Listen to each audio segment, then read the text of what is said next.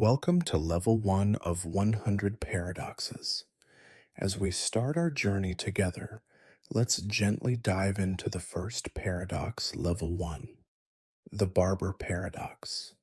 Let's step into a quiet, peaceful town, perhaps in a quaint corner of the world, where life moves at a slow pace.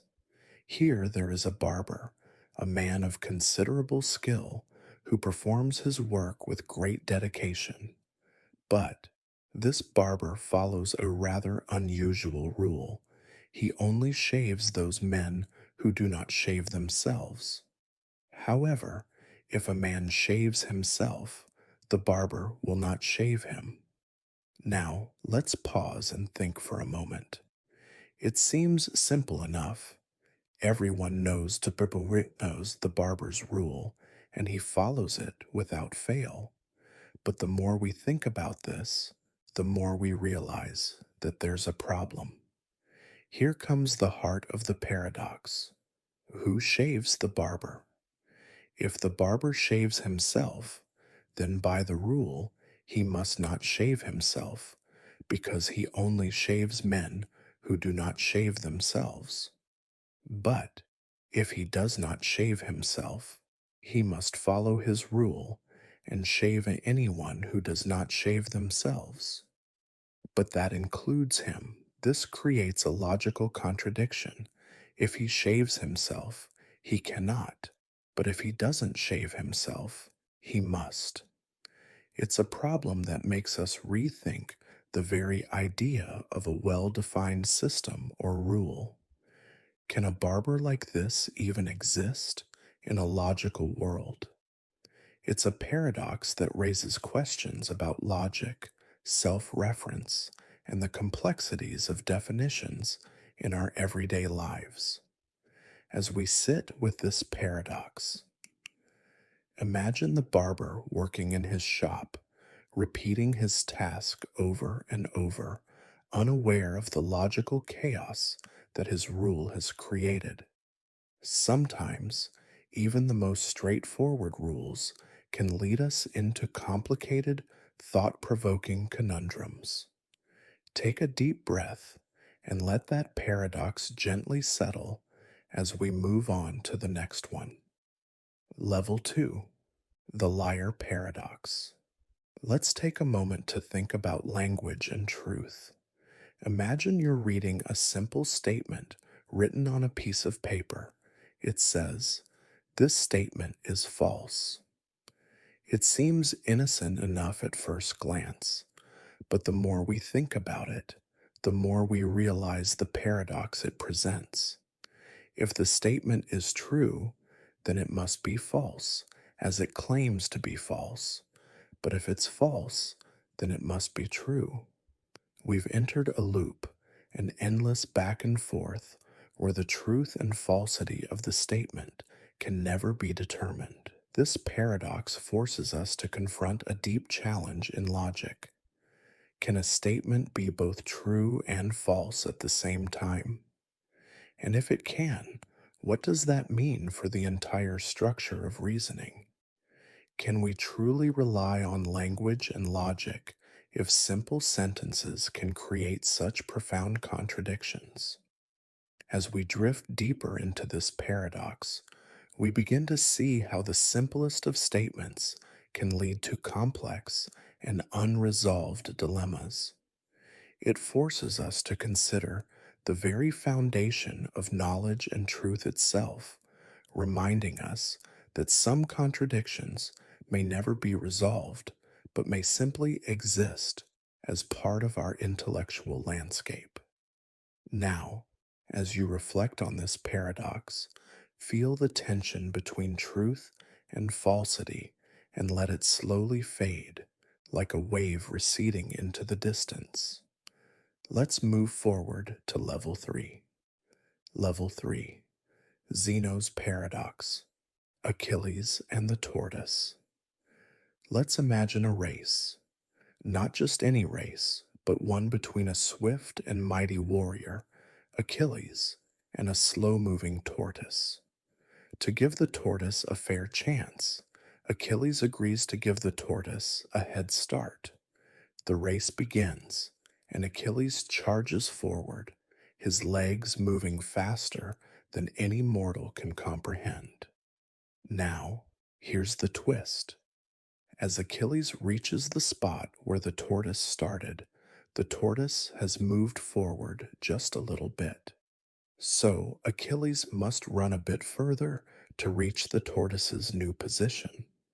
But by the time he reaches that point, the tortoise has moved just a bit more. This pattern continues infinitely.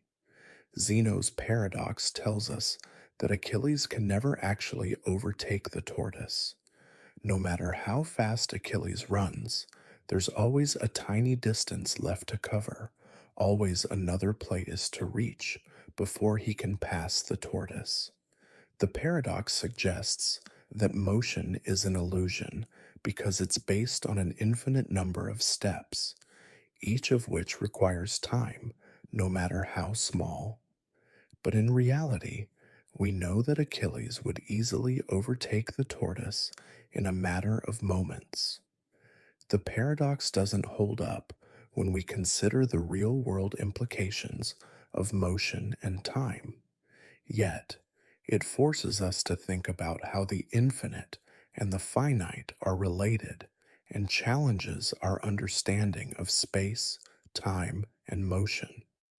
As you reflect on this paradox, consider how you might feel if you were Achilles, endlessly chasing a tortoise, always just a step behind.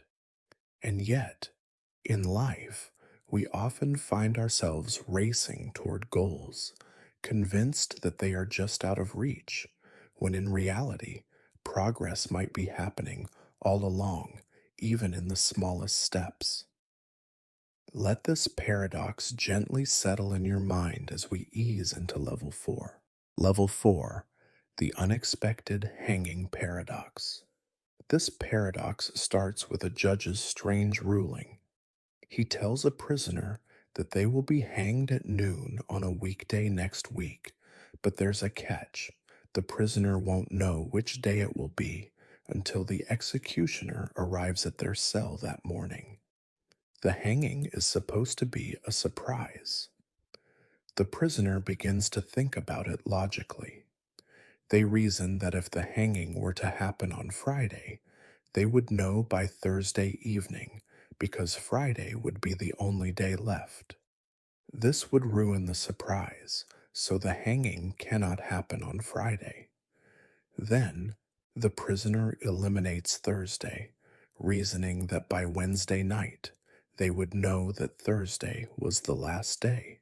By the same logic, they eliminate Wednesday, then Tuesday, and finally Monday. The prisoner comes to the conclusion that the hanging cannot happen at all, but then, on Wednesday, the executioner arrives and the prisoner is shocked. The hanging was indeed a surprise. This paradox forces us to confront the conflict between logical deduction and real life events. The prisoner's logical reasoning leads them to a conclusion, but the actual event defies all expectations.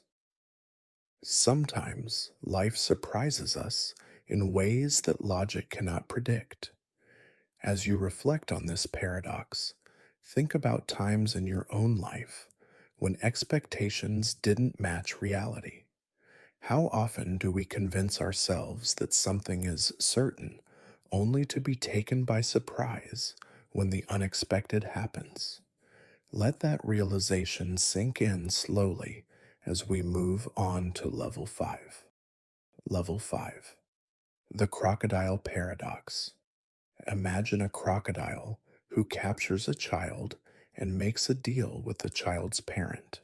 I will return your child if you can correctly predict what I will do next.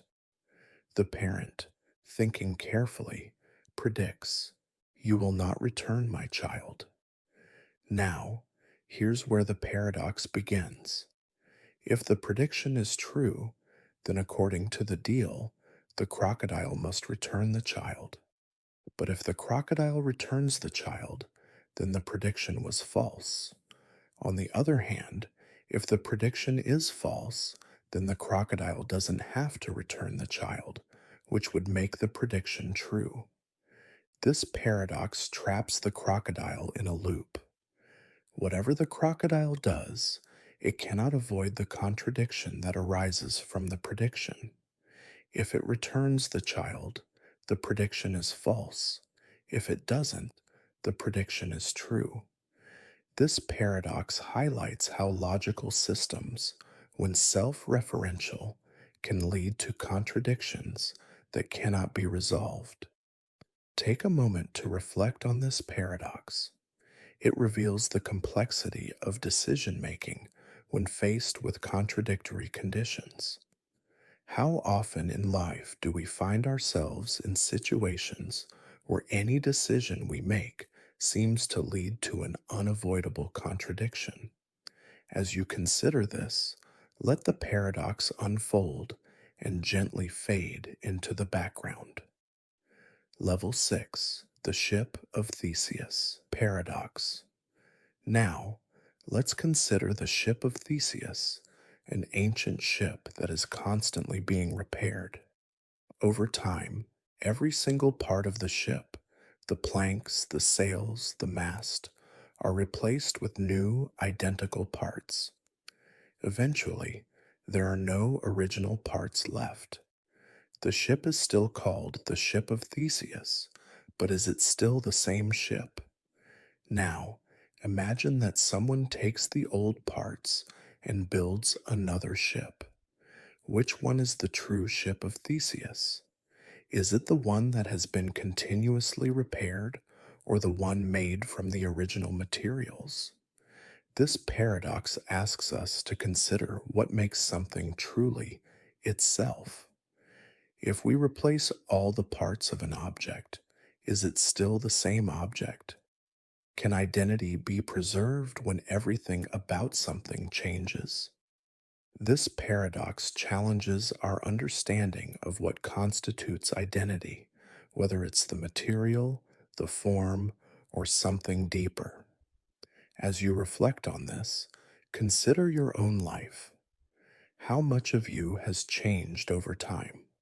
Are you still the same person you once were, or are you constantly evolving, like the ship of Theseus? The paradox invites you to think about the nature of identity, what it means to remain the same when everything else around you changes. Level 7, the Grandfather Paradox. Let's explore the realm of time travel. Imagine you invent a time machine and travel back to the past with the goal of preventing your grandfather from meeting your grandmother. If you succeed, your grandfather never has children, which means your parent was never born. And if your parent was never born, then you were never born. But if you were never born, how could you have traveled back in time in the first place? You would not exist, so you could not have altered the past. This paradox raises profound questions about time, causality, and existence. If the past is changed, it can erase the very conditions that allowed you to make the change. This paradox asks us to consider the nature of time and reality. Can we truly change the past, or is history fixed, unable to be altered without creating a contradiction? As you reflect on this paradox, think about the implications of time travel. What happens if we alter the past? Does the universe correct itself, or does it simply cease to exist in the way we know it? Level 8, the Sorites Paradox, the paradox of the heap. Let's begin by imagining a heap of sand, each grain of sand carefully positioned in place. The heap is large, and you can easily distinguish it from a single grain. But now, imagine removing one grain from the heap. The heap still looks like a heap, right? Nothing has changed in a noticeable way. So let's remove another grain. It still looks like a heap. But where is the line drawn? If you keep removing grains one by one, at what point does the heap stop being a heap? If one grain doesn't make a difference, then how can 1,000 grains be removed without eventually losing the heap altogether? This is the Sorites paradox, often called the paradox of the heap. It challenges our understanding of vague concepts, those that don't have clear, definable boundaries, such as heap, tall, or even bald. This paradox reveals how difficult it is to set exact boundaries around concepts that exist on a spectrum. If you take a man who is slightly bald, can you call him bald? How tall must someone be before they are considered tall? The paradox shows us how our language struggles to cope with the fuzziness of reality.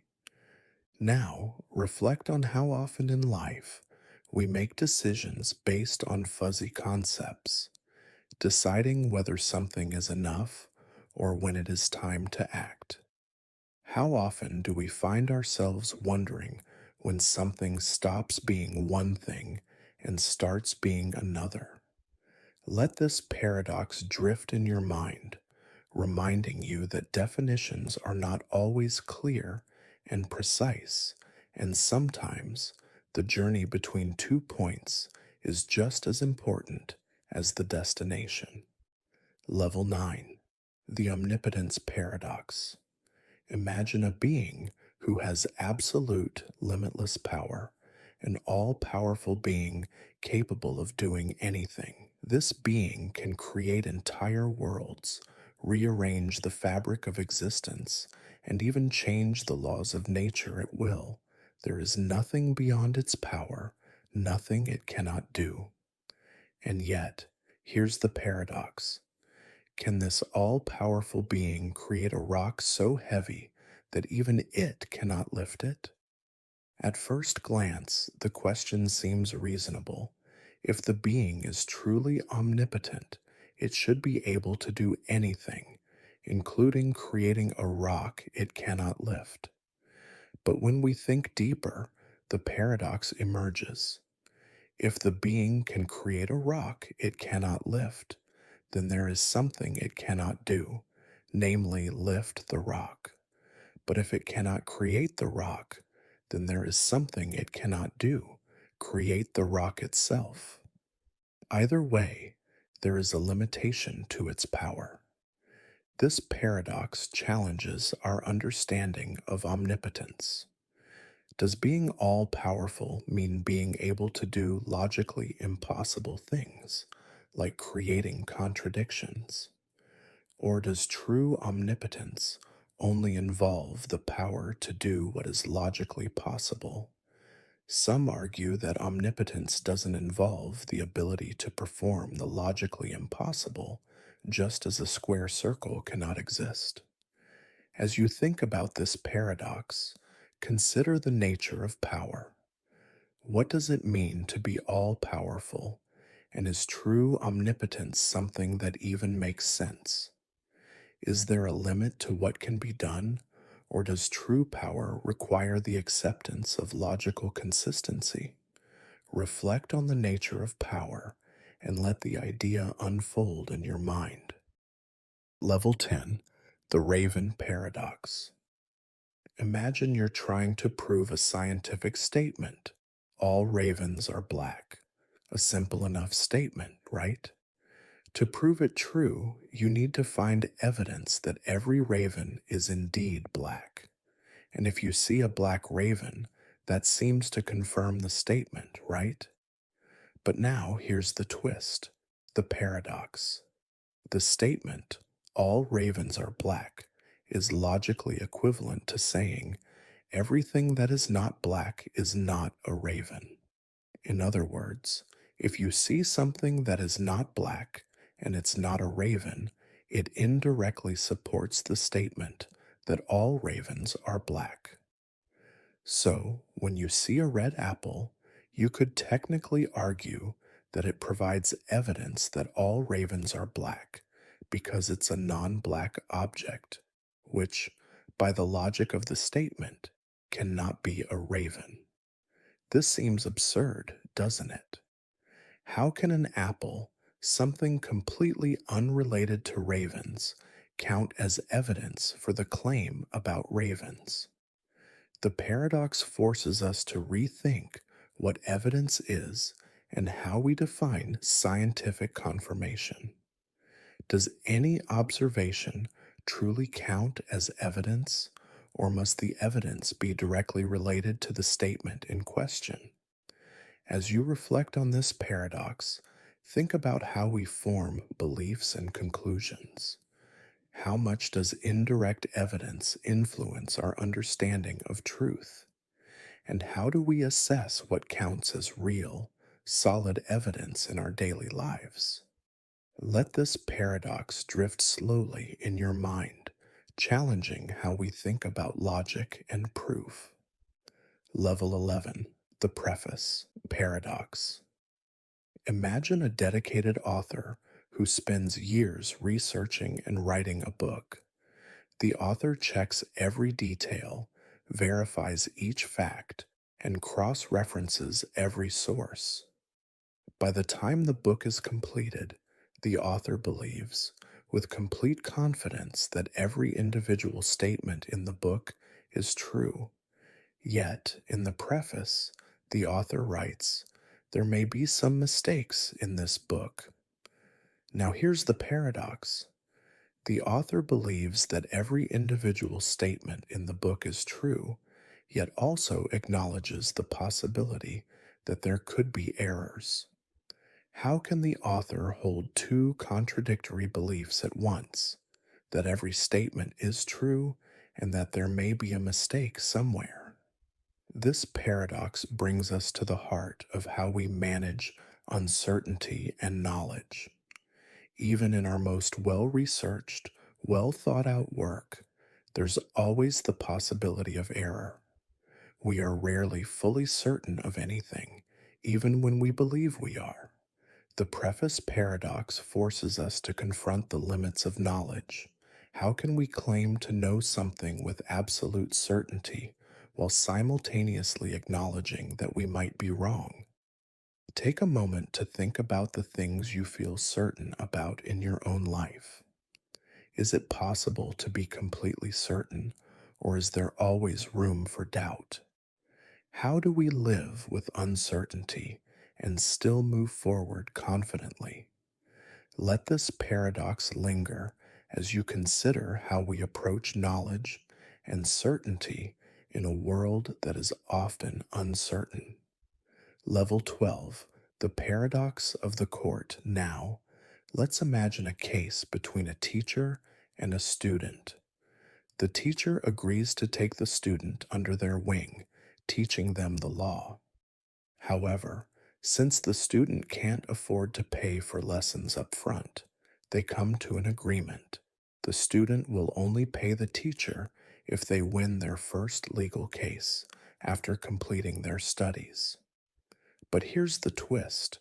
The student decides never to take in any cases at all. They never win or lose a case. Eventually, the teacher grows frustrated and takes the student to court, demanding payment. Here's where the paradox lies. If the court rules in favor of the teacher, the student must pay. But the student has never won a case, so under the original agreement, they are not required to pay. But if the court rules in favor of the student, it means they have won their first case, and according to the agreement, they must pay the teacher. Each side has a valid argument, yet the case seems impossible to resolve without contradiction. This paradox shows us how self-referential agreements and contracts can sometimes lead to contradictions that cannot be resolved by logic alone. As you reflect on this, Think about how contracts, rules, and agreements shape our lives. How often do we find ourselves in situations where the rules seem to contradict themselves? The paradox of the court forces us to confront the limits of legal systems and the complexities that arise when agreements create unresolvable dilemmas. Level 13, the lottery paradox. Imagine you've bought a ticket for a lottery. There are 100,000 tickets, and only one of them will win. At first, it seems so unlikely that you will win. After all, the chances are just 1 in 100,000. But here's where the paradox begins. Even though the probability of any single ticket winning is incredibly small, you still believe that it is rational to think that your ticket will lose. Now, here's the paradox. If you apply this reasoning to every single ticket, you would logically conclude that every single ticket will lose. But we know for certain that one ticket will win. So, how can you logically hold the belief that all tickets will lose while also knowing that one ticket must win? This paradox invites us to explore the limits of probability, logic, and belief. While we know one ticket will win, the mathematical probability of winning seems so small that we believe it is irrational to expect our own ticket to win. But how can we logically reject the idea of our ticket winning while simultaneously acknowledging that one will win? This paradox also forces us to think about the nature of belief and expectation. Do we always trust the math, or do we allow our beliefs to cloud the logic? Can we ever truly reconcile probability with our expectations in the face of such overwhelming odds? Take a moment to reflect on this. Think about the decisions you've made based on probabilities. How often do you dismiss a possibility simply because it seems improbable? The lottery paradox challenges us to reconsider how we balance reason and belief, how we deal with the uncertainty of life and its infinite possibilities. Level 14. The two envelopes paradox. Imagine you're given two envelopes, each containing an amount of money. You're told that one envelope contains twice as much money as the other, but you don't know which is which. You choose one envelope and open it, revealing $100. Now you are given a choice. Keep the 100 or switch to the other envelope, which could either contain $50 or $200. At first, this seems like a simple 50-50 decision. But here's where the paradox arises. You start reasoning that if the envelope you opened contains $100, then the other envelope must either contain $50, half of $100, or $200, double of $100. By simple logic, you could argue that there's a 50% chance of getting $200 and a 50% chance of getting $50. The expected value of switching then seems higher. 50% of $200 is $100, and 50% of 50 is $25.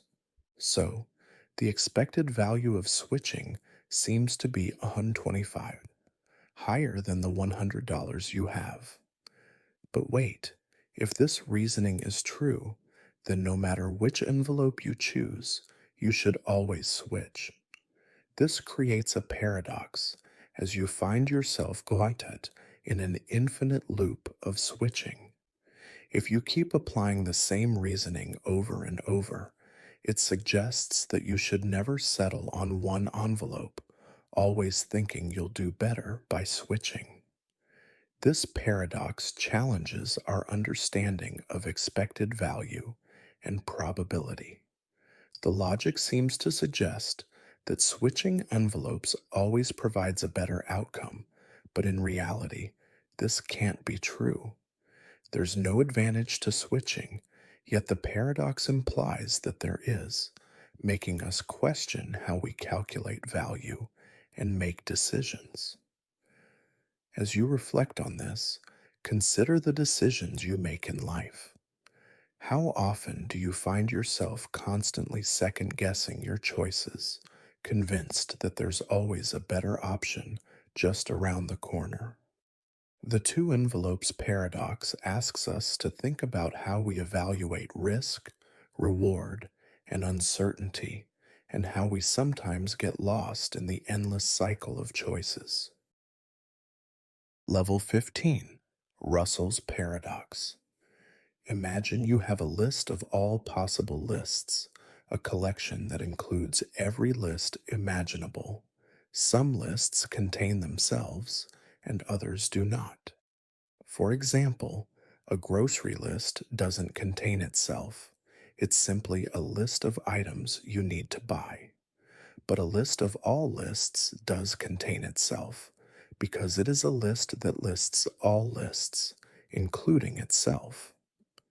Now here's the problem. What happens if you create a list of all lists that do not contain themselves? Does this list contain itself? If it does, then it should not be in the list, because it's a list of lists that do not contain themselves. But if it doesn't contain itself, then by definition, it must be in the list. This paradox, discovered by Bertrand Russell, showed that the way we thought about sets in mathematics was fundamentally flawed. A list, or a set, can't contain itself without leading to contradictions, which threw the whole foundation of set theory into turmoil for a time. Russell's paradox forces us to confront the limits of self-referential systems. Can we ever define a complete, non-contradictory system that includes all possibilities? Are there limits to what can be defined, understood, or even categorized? As you reflect on this paradox, think about the systems you encounter in life. How often do definitions and classifications break down when we try to account for everything? Let this paradox remind you that some systems may not be as stable as we believe, and even the most well-constructed frameworks can fall apart when they are pushed to their limits. Level 16, the Potato Paradox. Imagine you have 100 kilograms of potatoes, and they are 99% water. This means that 99 kilograms of the potatoes are water, and only 1 kilogram is solid potato. Now, let's say you leave the potatoes out in the sun to dry. After some time, they lose water and become 98% water. What is their new weight? At first, it seems intuitive to think that the potatoes must weigh around 99 kilograms, or maybe 98 kilograms. But in reality, the answer is much more surprising. The potatoes now weigh only 50 kilograms. Here's why. Originally, the solid potato part weighed 1 kilogram, and that made up 1% of the total weight. But after drying, the solid potato part still weighs 1 kilogram, but now it makes up 2% of the total weight. Since 1 kilogram is 2% of the total weight of the potatoes must be 50 kilograms. This paradox shows us how percentages can be deceiving. When we think about proportions, we often assume that changes in one part of a system will result in small, proportional changes in the whole, but sometimes the way things are divided can create results that are completely unintuitive. As you reflect on this paradox, think about how often we encounter situations in life where things appear to be one way, but when examined more closely, they turn out to be very different. What assumptions do we make that lead us to miss important truths? Let this paradox gently unfold, helping you see that things are not always as they seem, and even the smallest changes can have profound effects. Level 17, the arrow paradox. Imagine an archer standing in the middle of a vast field, aiming at a target in the distance. The archer shoots the arrow, and it flies through the air toward its target. But now, pause for a moment. Imagine freezing time at every single moment as the arrow travels toward its target. At each moment, the arrow is stationary, frozen in one place. It has no motion at any given instant, only standing still at a single point in space. But then, if the arrow is always standing still at every moment, how can it ever move? This paradox, proposed by Zeno, challenges our understanding of motion. If time is divided into infinite points, and the arrow is always at rest at each point, how can it ever reach its destination? The paradox suggests that motion itself is an illusion, because we are trapped in an infinite number of moments where nothing seems to happen. But of course, we know that the arrow does move. The paradox is resolved when we consider that time and space are not infinitely divisible in the way the paradox suggests. Instead, motion happens through the accumulation of many tiny movements, which, when taken as a whole, add up to real change.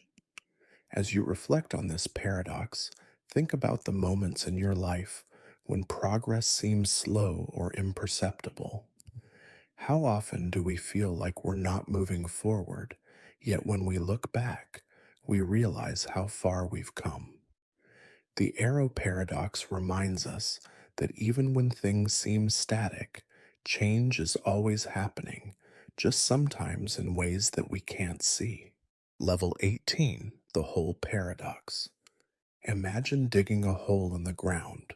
The hole is real. You can see it, measure it, and even stand inside it. But the paradox arises when we ask, where is the hole? The hole isn't a thing, but rather an absence of something. It's defined by what is missing, not what is present. When you fill the hole back up with dirt, where does the hole go? Does it disappear? Does it move somewhere else? Or does it cease to exist entirely? The hole, like absence itself, seems to be both real and unreal.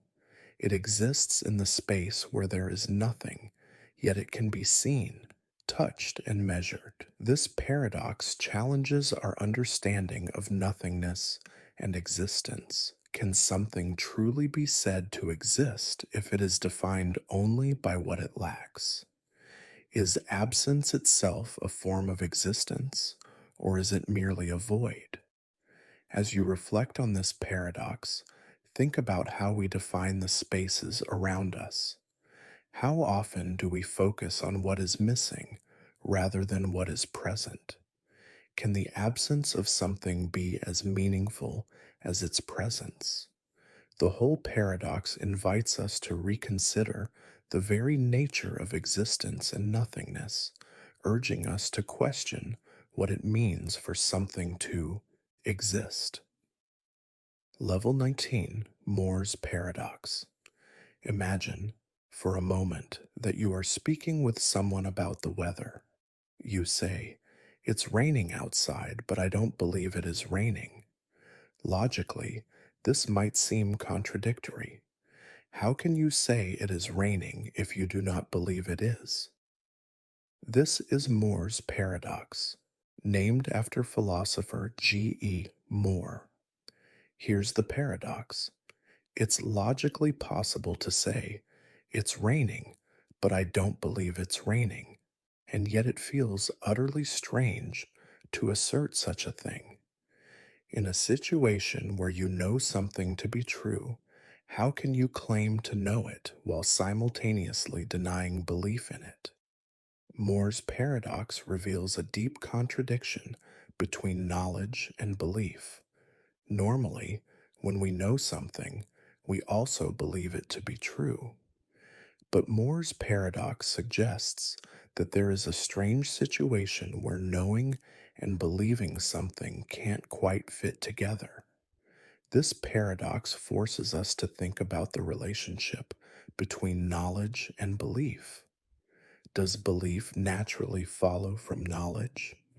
Or is it possible to know something without fully believing it? The very act of making such a statement seems to break the natural connection between knowledge and belief, suggesting that our minds are capable of holding contradictions in ways that we do not always understand. As you reflect on this paradox, consider the times in your life when you've had conflicting beliefs or knowledge. How often do we experience internal contradictions, even in the most seemingly straightforward aspects of our understanding? Moore's paradox reminds us that human thought is often more complex and contradictory than we might expect. Level 20, the twin paradox. Imagine you have two identical twins, Alice and Bob. Alice stays on Earth while Bob takes a journey into space on a high-speed rocket. Bob travels at nearly the speed of light, and after some time, he turns around and comes back to Earth. Upon reuniting, Alice, who has stayed on Earth, is older than Bob. This, at first, seems strange. After all, shouldn't they both age at the same rate, since they are identical twins?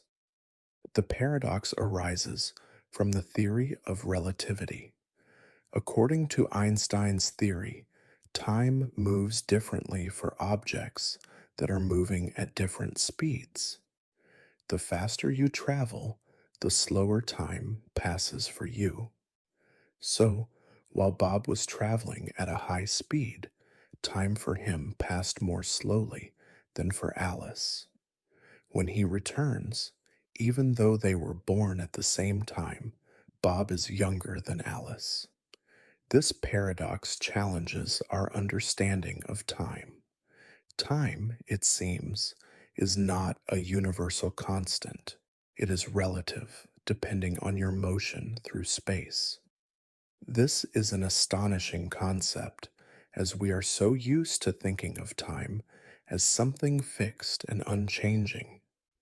But in the realm of high speed travel, time becomes fluid, stretching and bending depending on your velocity. As you reflect on this paradox, think about your own experience of time. How often do you feel like time moves quickly or slowly, depending on the context of your life? Is time truly something we can measure accurately, or does it depend on our perspective and motion through the universe? The twin paradox invites us to stretch our minds and question what we know about the passage of time. Level 21, the paradox of self-amendment. Imagine a system of laws, a constitution, for example, that includes a rule stating that no law can be changed unless a majority agrees to the change. This law is meant to be unchangeable, absolute, and foundational. But now, suppose that the people in power vote to change this rule so that future laws can be altered without needing majority consent. The paradox arises. If the law is truly unchangeable, unless a majority agrees to change it, then this change should be impossible. But if the majority votes to change it, then it shows that the law wasn't unchangeable to begin with. Thus, the rule that claimed to be absolute and unchangeable is itself changed, which undermines its very premise. This paradox forces us to think about the nature of rules and systems. Are rules ever truly unchangeable? If a rule can be altered by the system it governs, does it ever truly hold authority? The paradox also applies to logical systems. If a set of rules is designed to prevent change, but those rules can be amended, what does that say about the stability of the system itself? Reflect on this paradox and consider the rules that govern your own life. How often do we encounter systems or structures that claim to be absolute, but that are actually subject to change? This paradox reminds us that systems and rules are often more flexible and malleable than they appear. Level 22, the Abilene Paradox. Imagine a family sitting together on a hot summer day. As they sit around, someone suggests, "Why don't we drive to Abilene for dinner?" No one really wants to go, but each person assumes that the others do, so everyone agrees. The family piles into the car, drives miles in the heat, eats an average meal, and then drives back, exhausted. When they return home, one person finally admits, "I didn't really want to go to Abilene." Then another person says, "Wait, I thought you wanted to go." They all realize that no one actually wanted to go to Abilene, but everyone assumed that others did, so they all agreed. This is the Abilene paradox, a phenomenon where a group of people, in an attempt to avoid conflict, make decisions that are not in their own best interests. They each go along with an idea because they think everyone else wants it, but in reality, no one really does. This paradox highlights the dangers of groupthink, where the desire for harmony or conformity leads to irrational decision making. Often, we avoid expressing our true opinions or desires because we think others might disagree, or we assume that others are thinking the same way. This creates a situation where everyone ends up going along with a decision they don't really support. As you reflect on this paradox, think about times when you've made decisions based on assumptions about what others want. How often do we allow ourselves to be swept along by group dynamics rather than speaking up for what we really believe? The Abilene paradox reminds us that sometimes the best way to avoid poor decisions is to ensure that everyone has a chance to express their true feelings and opinions. Level 23, the paradox of tolerance. Imagine a society that values free speech and open mindedness, one that is deeply committed to accepting all viewpoints, even those it disagrees with. This society believes in the importance of allowing all voices to be heard, no matter how extreme or controversial. But now, suppose an intolerant group arises within this society, a group that advocates for the oppression of others and seeks to eliminate freedoms for certain groups. Here's the paradox.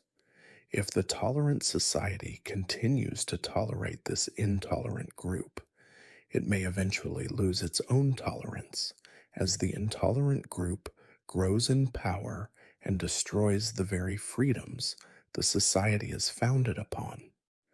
But if the tolerant society chooses not to tolerate the intolerant group, it is no longer being tolerant itself. This paradox forces us to confront the limits of tolerance. Can a truly tolerant society allow intolerant ideas to flourish, or does tolerance itself have to have limits to protect the freedom of others?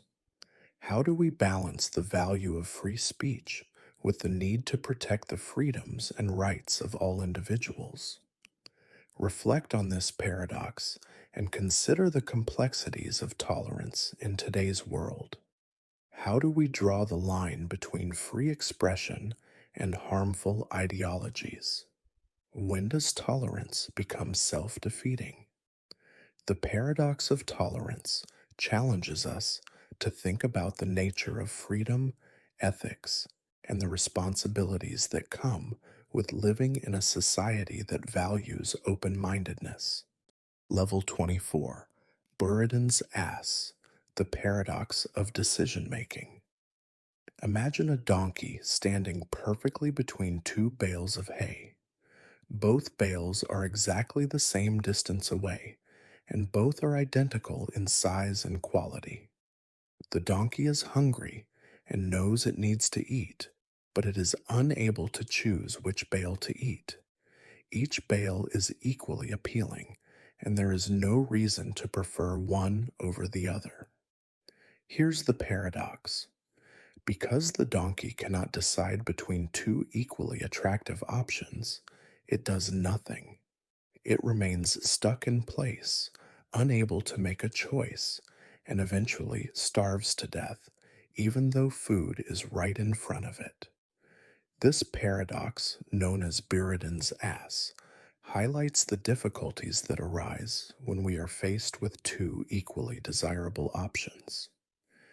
In theory, rational beings should make choices based on the information available, but when there is no clear reason to choose one option over the other, the decision making process can freeze, leading to inaction. This paradox shows us that sometimes the act of choosing can be more difficult than we think, especially when all options seem equally valid.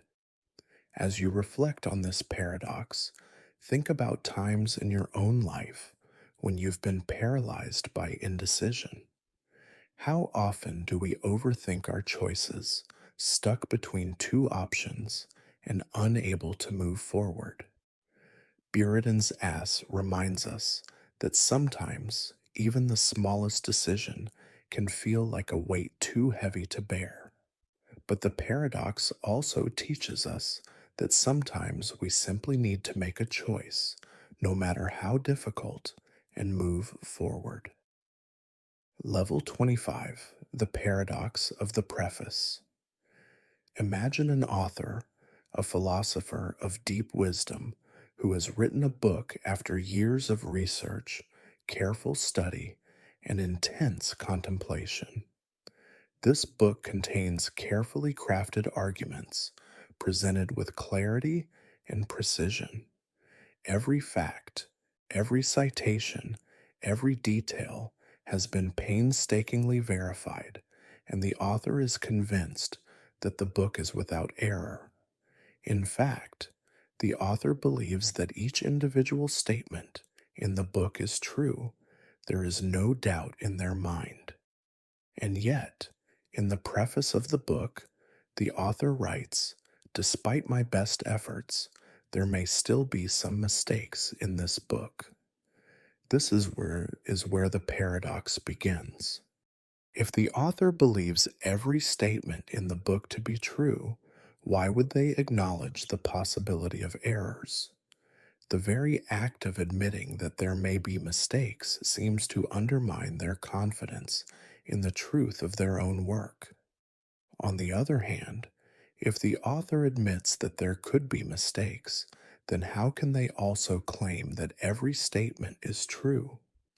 This paradox draws us into the very heart of epistemology, the philosophy of knowledge. It forces us to confront the nature of belief and certainty. Can we ever truly be certain of anything, even when we are most confident? Even the most meticulous work can contain hidden flaws, errors we don't yet know about. This paradox reveals the tension between belief in the truth of something and the acknowledgement that our understanding is always subject to revision. As you listen, think about the knowledge you hold dear in your own life. How confident are you in the truths you've built for yourself?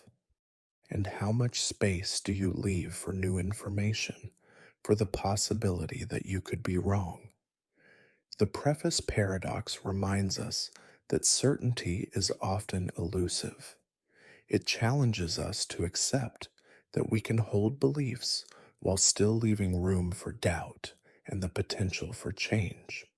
Level 26, the paradox of the court. Let's step into the world of ancient Greece, where a philosopher and lawyer named Protagoras is teaching a student, Euthydemus, about the law. Euthydemus, however, cannot afford to pay for his education up front. So they make a deal. Euthydemus will only pay for his lessons once he wins his first legal case. But as time passes, Euthydemus doesn't take on any cases at all. He doesn't win or lose any cases. Eventually, Protagoras grows frustrated and takes Euthydemus to court, demanding payment for his lessons. Now, here's where the paradox arises.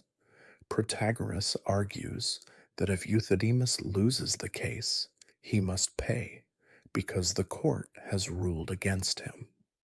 But if Euthydemus wins, then he has won his first case, and according to their agreement, he must pay Protagoras. Euthydemus, however, argues that if he wins the case, then the court has ruled in his favor, and he should not have to pay. If he loses, then according to their original agreement, he has never won a case, so he is exempt from the payment. Both Protagoras and Euthydemus have valid logical arguments. If we follow one side, the other side contradicts the agreement. The paradox here is that the contract between them creates a situation where no resolution seems possible, and the logic of the agreement itself leads to a contradiction. This paradox invites us to think deeply about the nature of agreements, laws, and contracts. Can a contract be enforced if it creates a situation where neither side can win? How should we approach agreements when their very structure leads to a logical impasse? As you reflect on this, consider the contracts and agreements in your own life. How often do we enter into arrangements that seem clear only to find ourselves trapped in contradictions when circumstances change? The paradox of the court reminds us that laws and agreements are not always as straightforward as they seem. Sometimes, even the most well intentioned contracts can lead us into a web of confusion and uncertainty. Level 27, the paradox of self amendment. Let's turn our attention to the concept of laws and rules. Imagine a legal system where there is one supreme law, an unchangeable rule that governs the entire system. This rule states that no law can be altered unless a majority of the people agree to change it. It seems like a solid, unbreakable rule that ensures stability and fairness. It safeguards the system from sudden, unilateral changes by any individual or small group. But then something happens. The majority of people vote to change this very rule. They decide that future laws can be changed without needing the approval of the majority. The paradox arises when we ask, how can a rule that says it cannot be changed by a majority vote? How is it possible for a law to change itself? If the law is truly supreme and unchangeable, then how can it be altered in the first place? But if the majority votes to change it, then it wasn't truly unchangeable to begin with. The paradox challenges our understanding of absolute rules and the flexibility of systems. It reminds us that even the most fundamental laws can be altered, and that the idea of a supreme law may, in itself, be inherently paradoxical. This paradox invites us to think about the nature of authority and governance.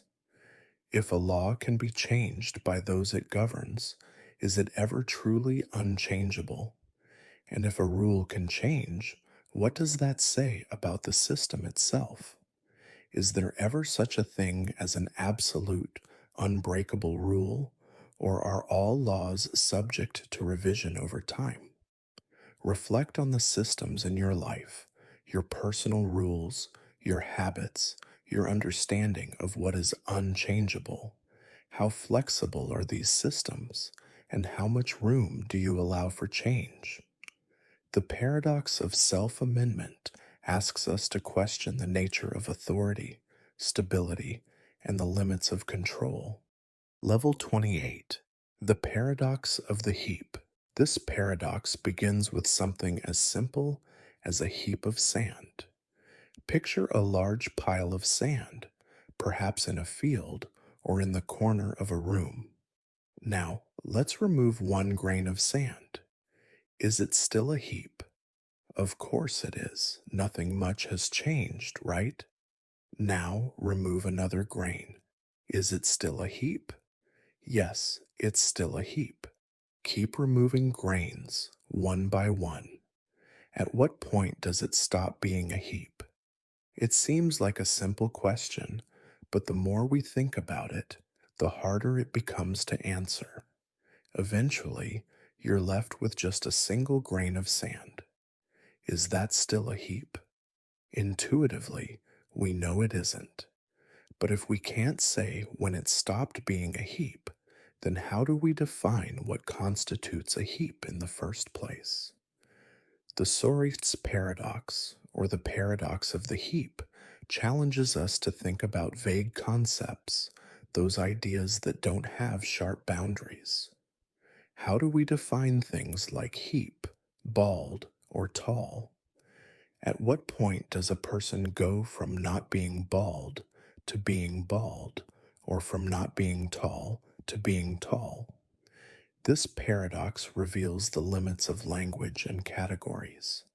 Sometimes, words and concepts that seem clear to us in everyday life are actually much fuzzier and more complex than we realize. The absence of clear-cut definitions in the world around us forces us to confront the imprecision inherent in human understanding. As you reflect on this, consider how often you encounter vague concepts in your life, concepts that don't have clear boundaries. What happens when you try to define something that's inherently fluid and changing?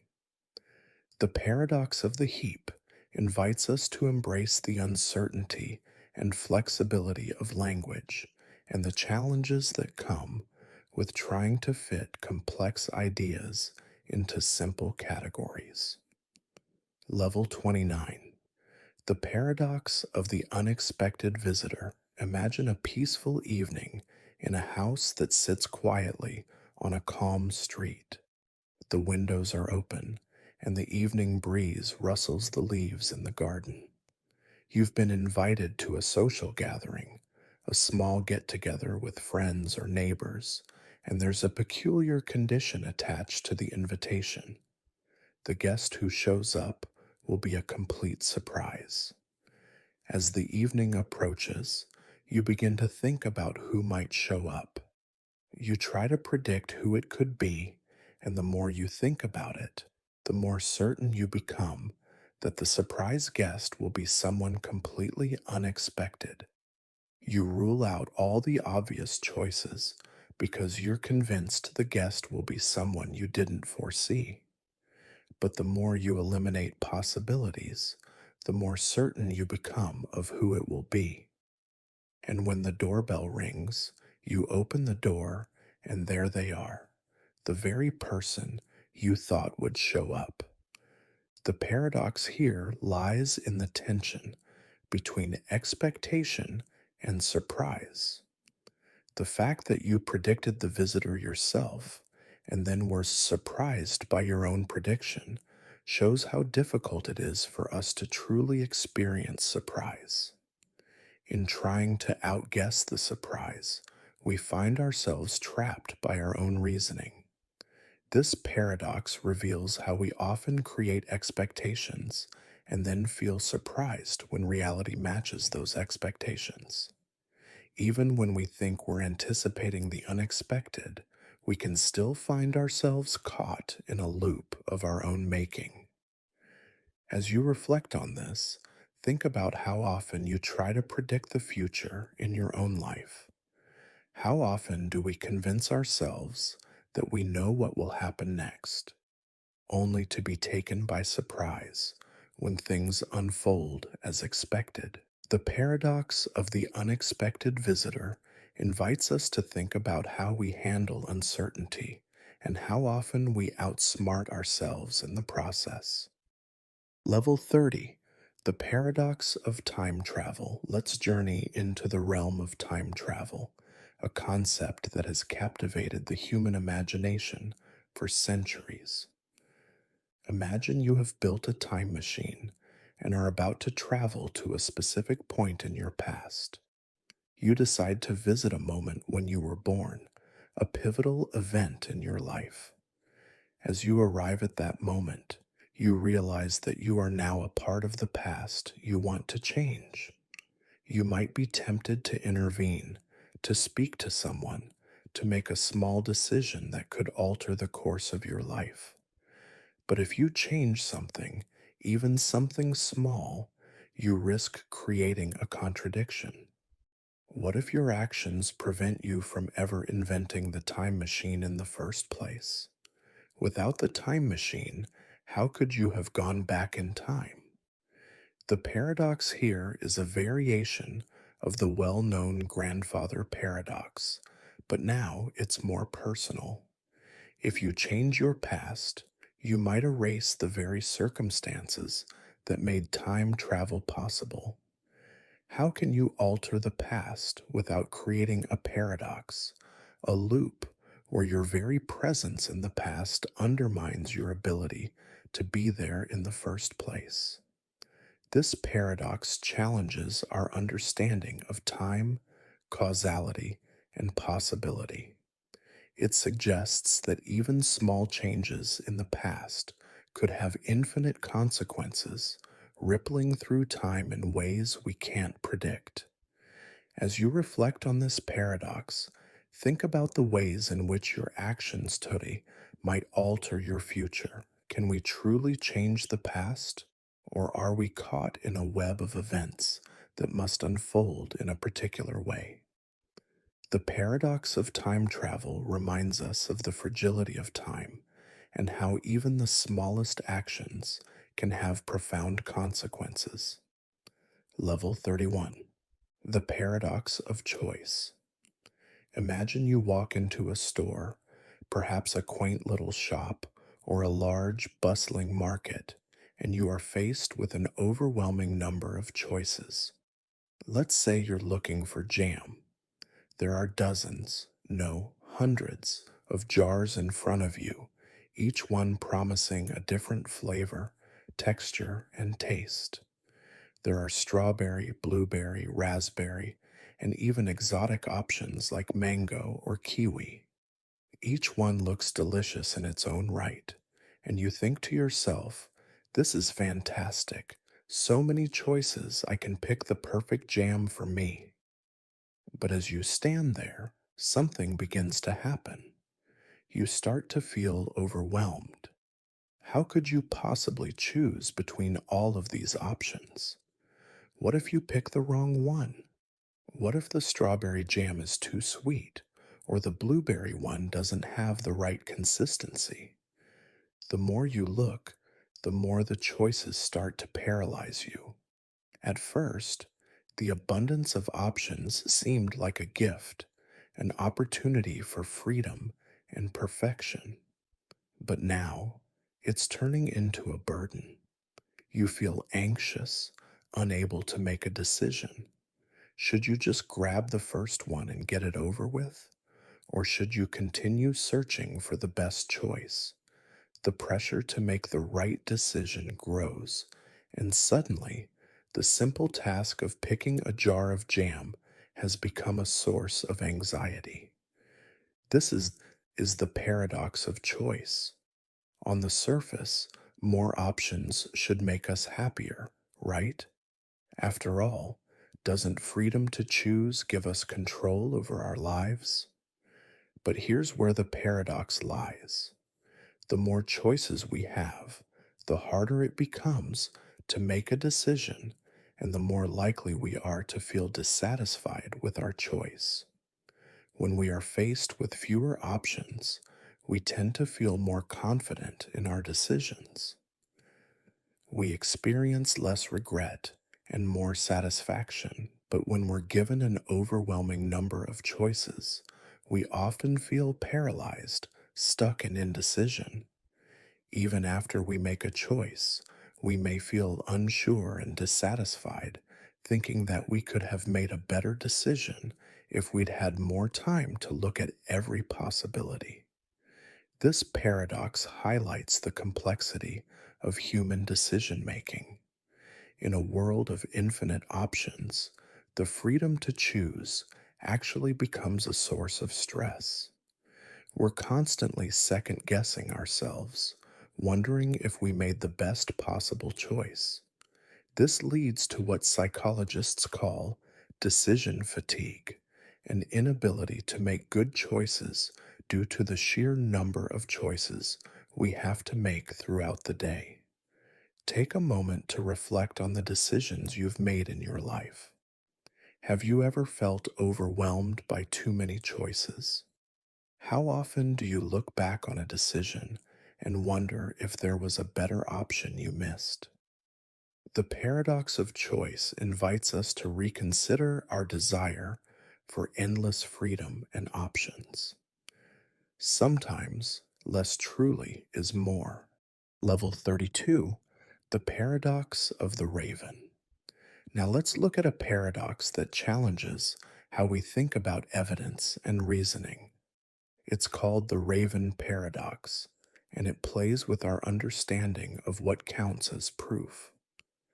Imagine you're testing a scientific claim: all ravens are black. It's a simple statement, and to test it, you begin observing ravens. Every time you see a black raven, you confirm that the statement is true. So far, so good. But here's where the paradox gets interesting. Logically, the statement, all ravens are black, is equivalent to saying everything that is not black is not a raven. In other words, the statement is saying that the only things that aren't ravens must be non-black. So when you see a non-black object, let's say a red apple, does that count as evidence for the statement, all ravens are black? At first, this seems absurd.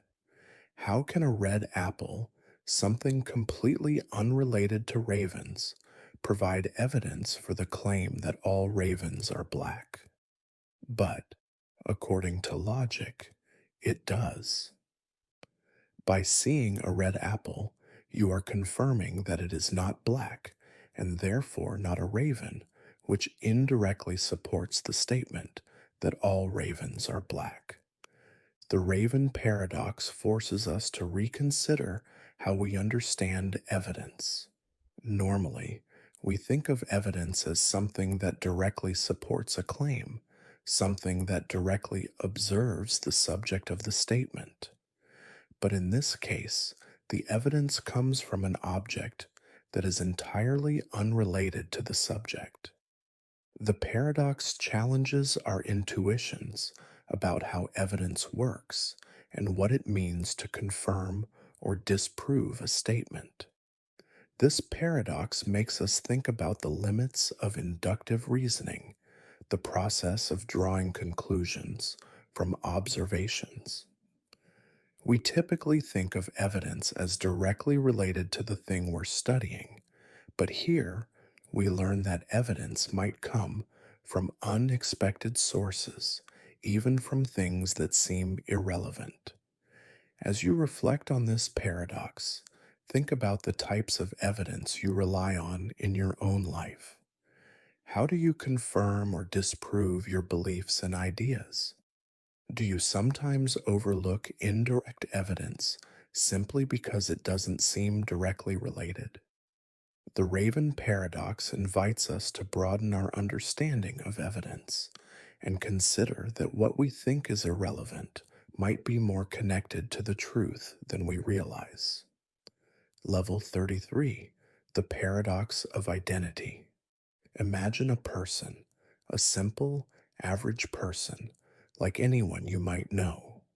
Over the course of their life, they experience countless changes.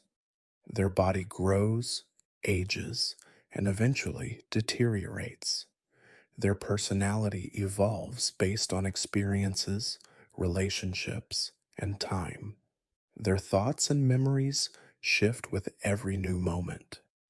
Now, imagine that one day, every single cell in their body is replaced. Every cell, their skin cells, their brain cells, even the cells of their heart, has been replaced with new ones. From a biological standpoint, the person is entirely different. They no longer have a single original cell from their body. Are they still the same person? This is the paradox of identity. The more we examine what makes us us, the more complicated the question becomes. Is our identity tied to our physical body, or is it tied to something deeper, like our consciousness, our thoughts, or our experiences? If our body has completely changed, but our mind remains the same, are we still the same person? And if both our body and mind change over time, at what point do we cease to be the same person? This paradox raises important questions about continuity and change. How do we define identity in a world where everything is constantly changing? Are we defined by the body we inhabit, the memories we carry, or something else entirely? As you reflect on this paradox, think about your own sense of self. How much of who you are is tied to your physical body, and how much is tied to your thoughts, experiences, or relationships? Do you feel the same person today as you were years ago? Or has something changed, even in ways you can't fully explain? The paradox of identity invites us to question the very nature of who we are and how we come to define ourselves. Level 34, the paradox of time. Time, something we experience every moment of our lives. It moves forward in one direction, right? Or does it? Time is often considered a simple, linear progression. Seconds pass into minutes, minutes into hours, and hours into days.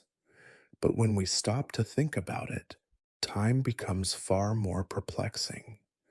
Imagine you're watching a movie. It plays from beginning to end, just like our daily experience of time. Now, imagine if you could reverse the movie.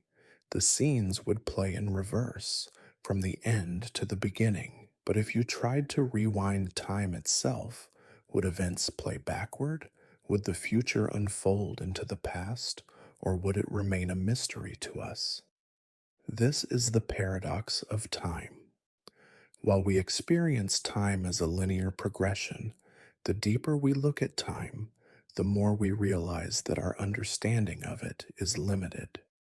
If we could travel backward in time, would the events we experience still follow the same causal rules as when they move forward?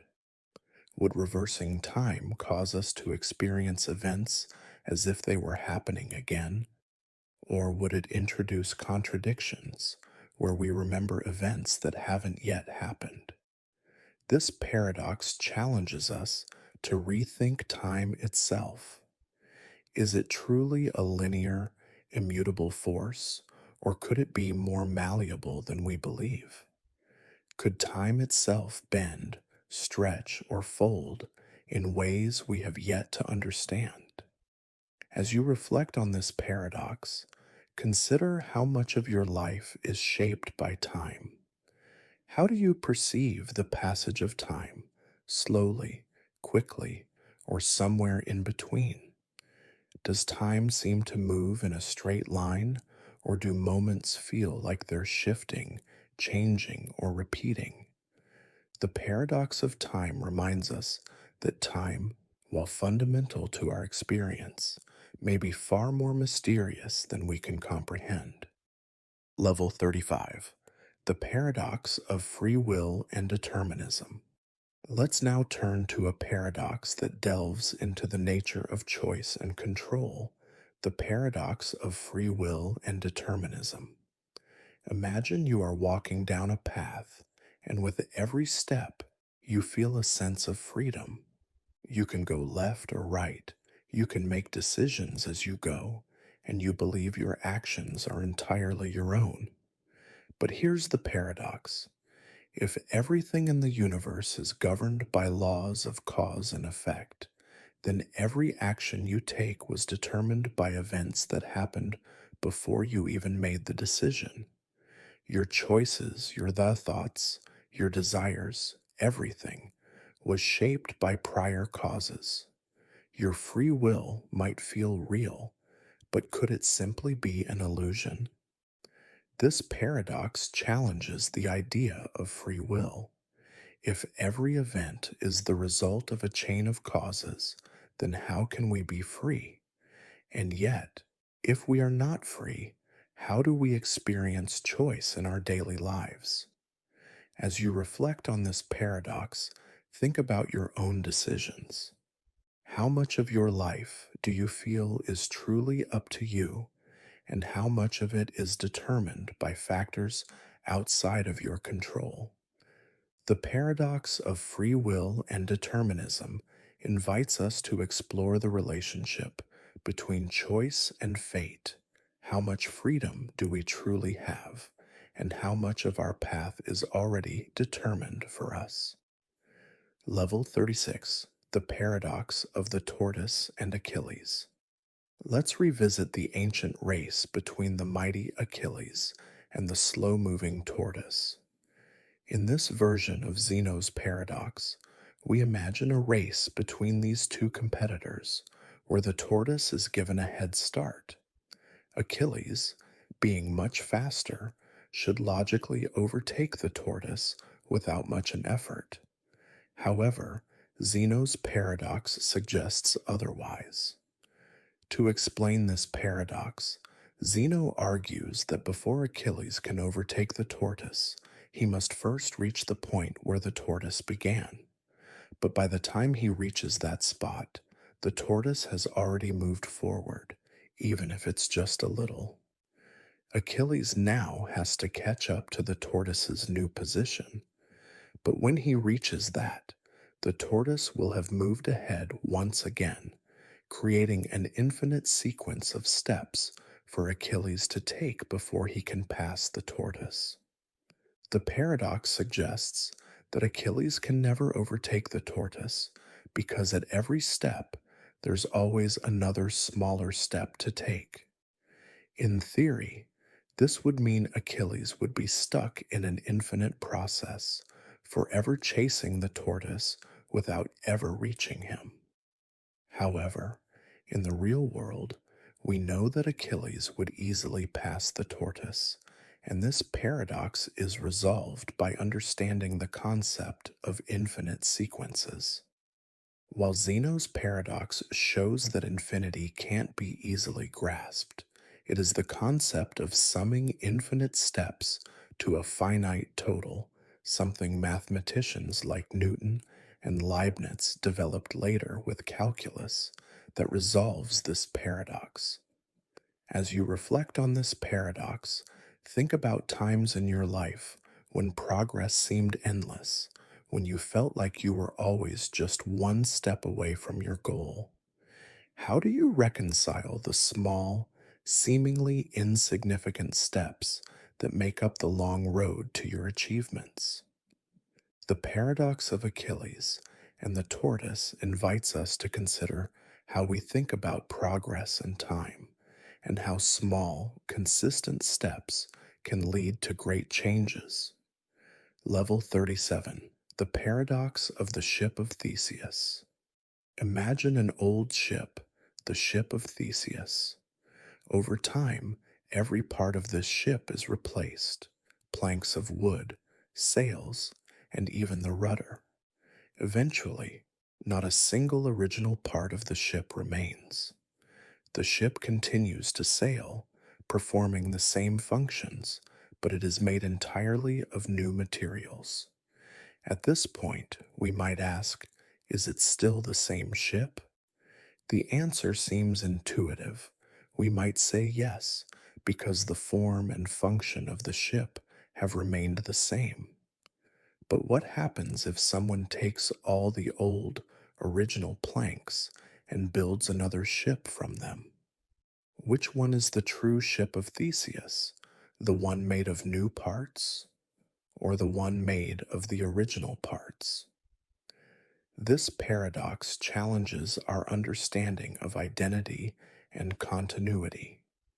If the identity of an object is tied to its material components, then the ship with the original parts might be the true ship of Theseus.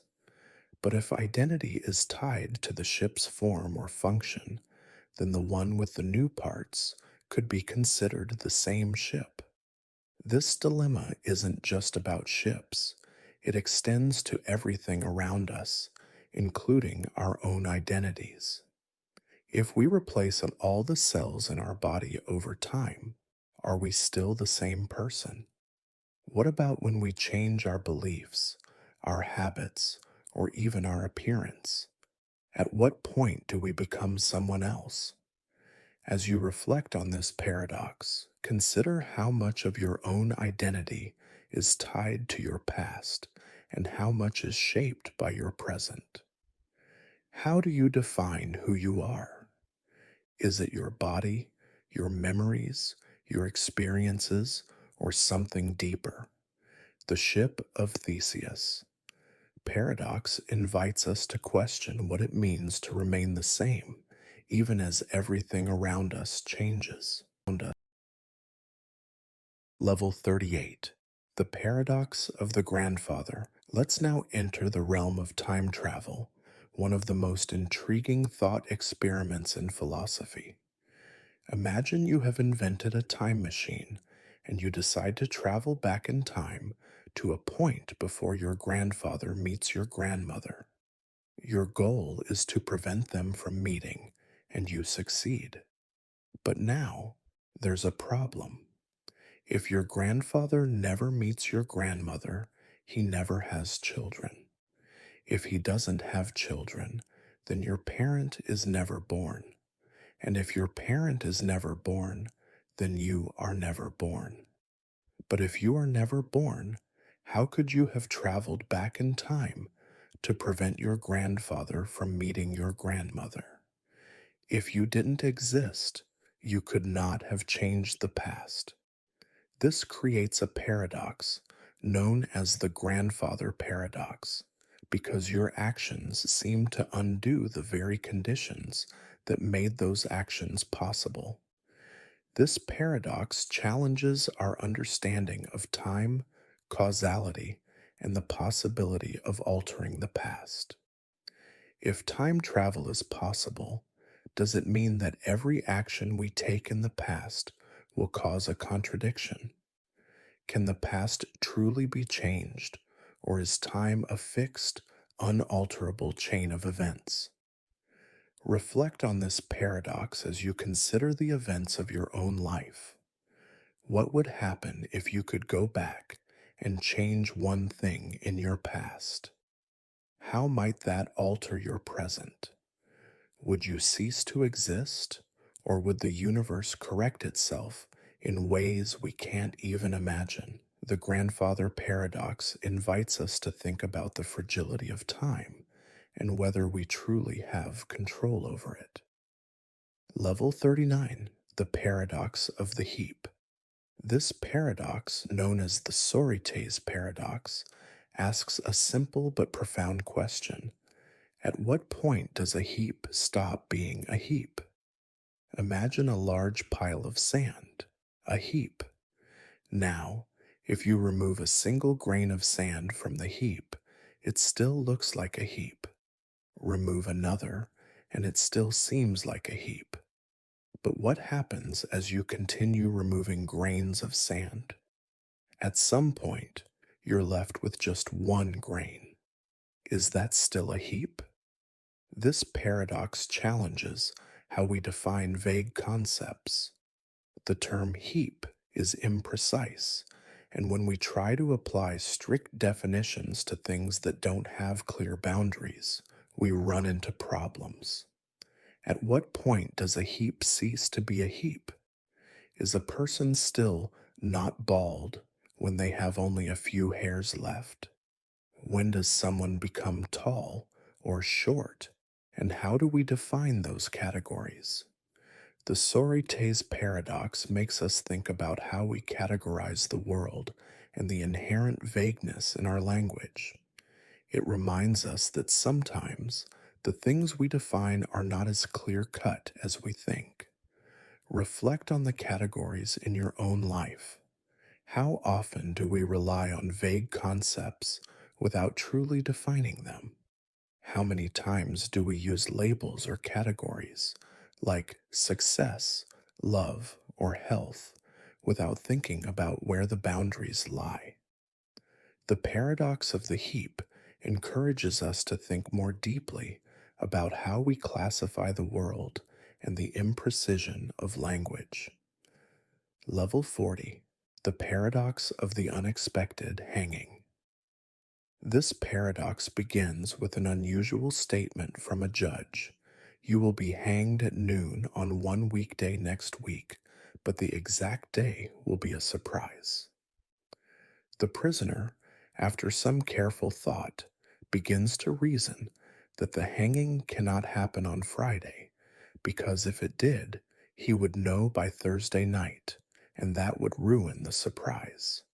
He continues to reason that since the hanging can't be on Friday, it can't be on Thursday, and then he eliminates Wednesday, Tuesday, and Monday.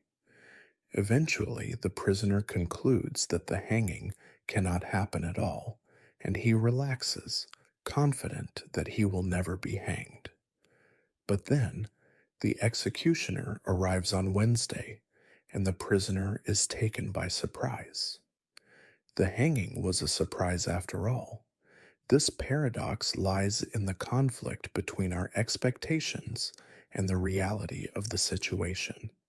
The prisoner's reasoning seems logical, yet the reality defies his expectations. It shows how certainty and prediction can be overturned by reality, and how our attempts to predict the future can create contradictions in our reasoning. As you reflect on this, think about times in your own life when you've tried to predict an outcome only to be surprised by what actually happened. How often do we let our expectations shape the way we perceive reality, only to find that things turn out differently than we imagined? The paradox of the unexpected hanging reminds us that no matter how much we try to predict the future, it always has the power to surprise us. Level 41, the paradox of infinity. Lastly, let's explore the paradox of infinity, a concept that both fascinates and frustrates us. Imagine you're trying to count all the stars in the sky. You begin counting one by one, but as soon as you reach a number, there are more stars to count. You realize that you'll never reach the end. The universe is infinite. The paradox of infinity is that it's both vast and ungraspable. We can understand the concept of infinity in theory, but it's impossible to truly experience. It's as if infinity exists in a place beyond time and space, beyond our understanding, and yet it surrounds us.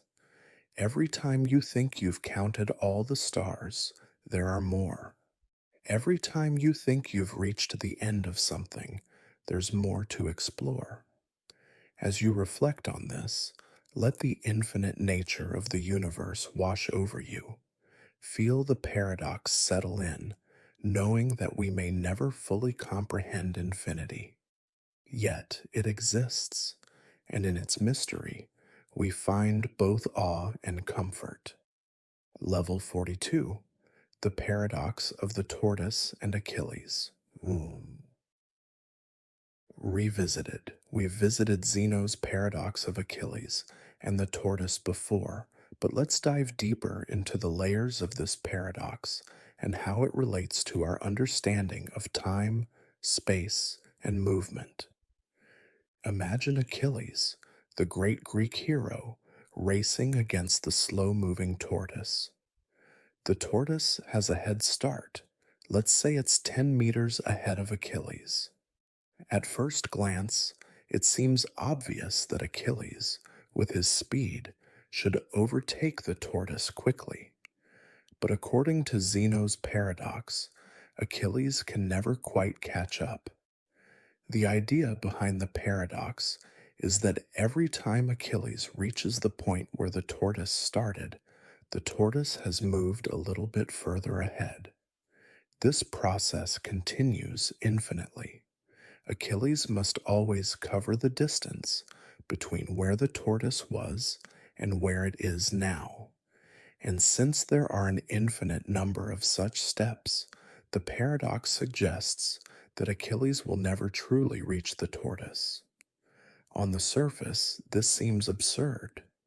We know that in reality, Achilles would easily pass the tortoise. But the paradox lies in how we understand infinite processes.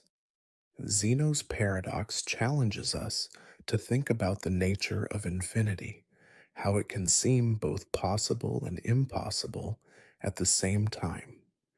As you reflect on this, imagine how time and motion can stretch endlessly before us, yet each step brings us closer to where we want to be.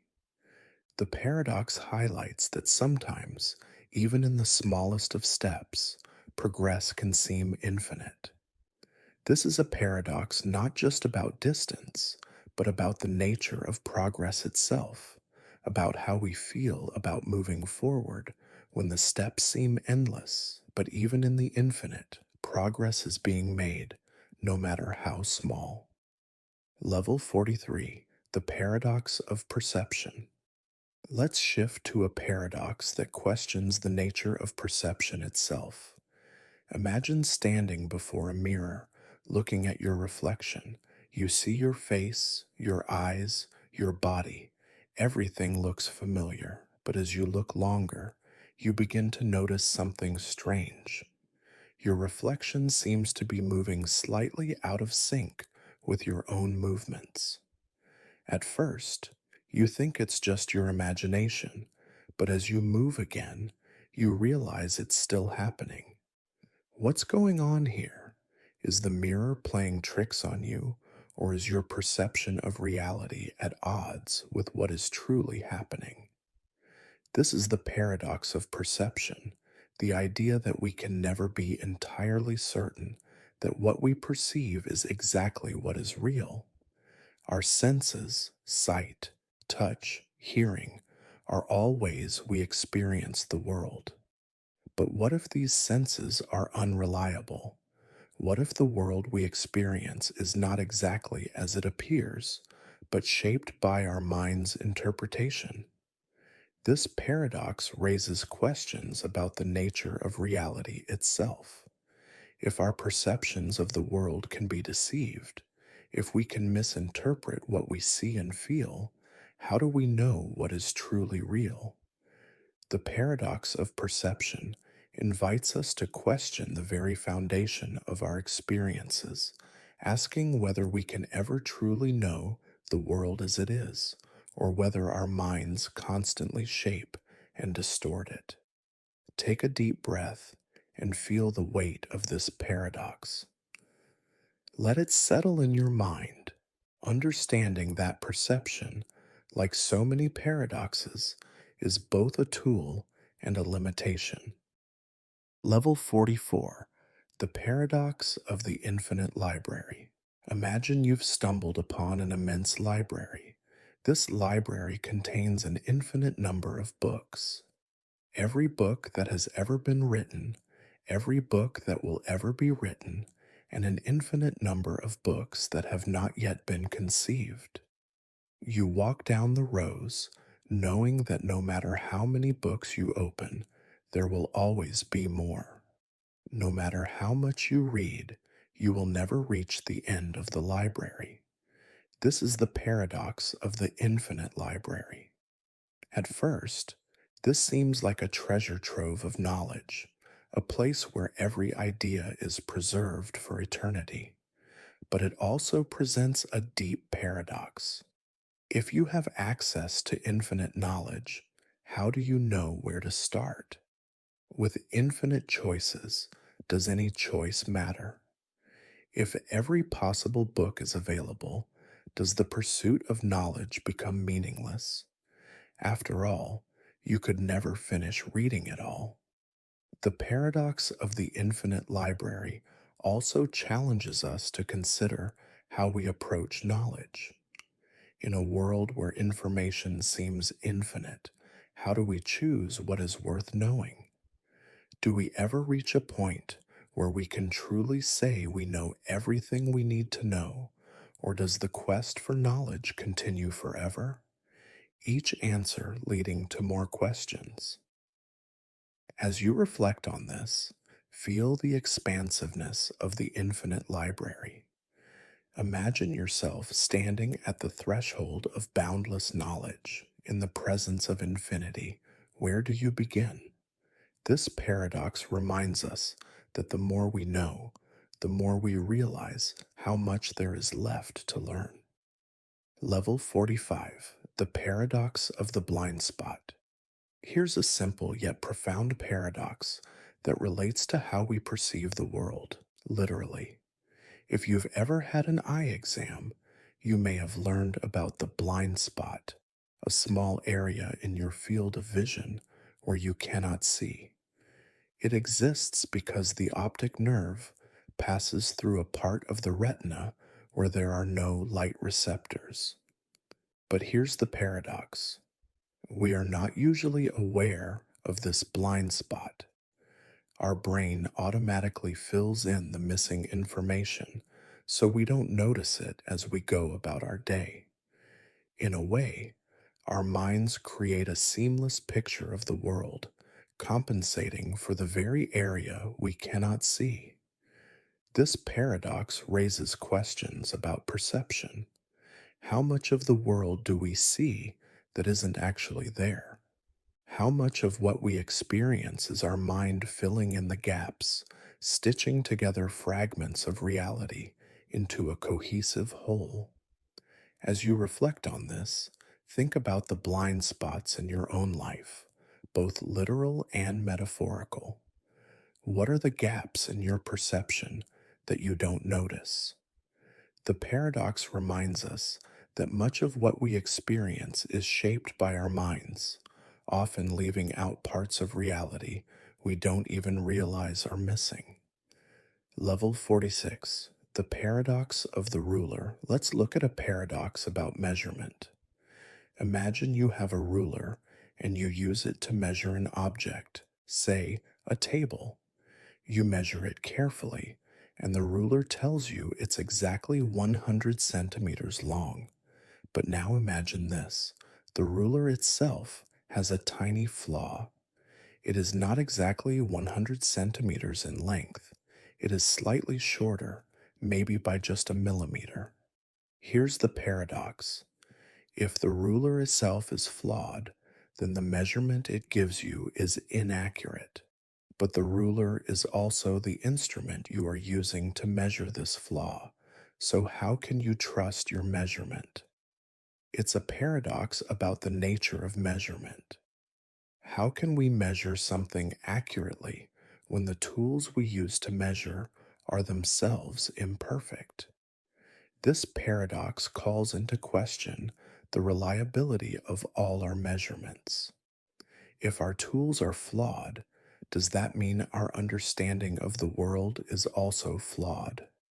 And how do we trust anything we measure if the instruments of measurement themselves are susceptible to error?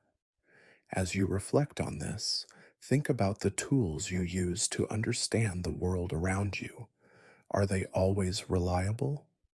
What happens when the way we measure something affects the very thing we are measuring?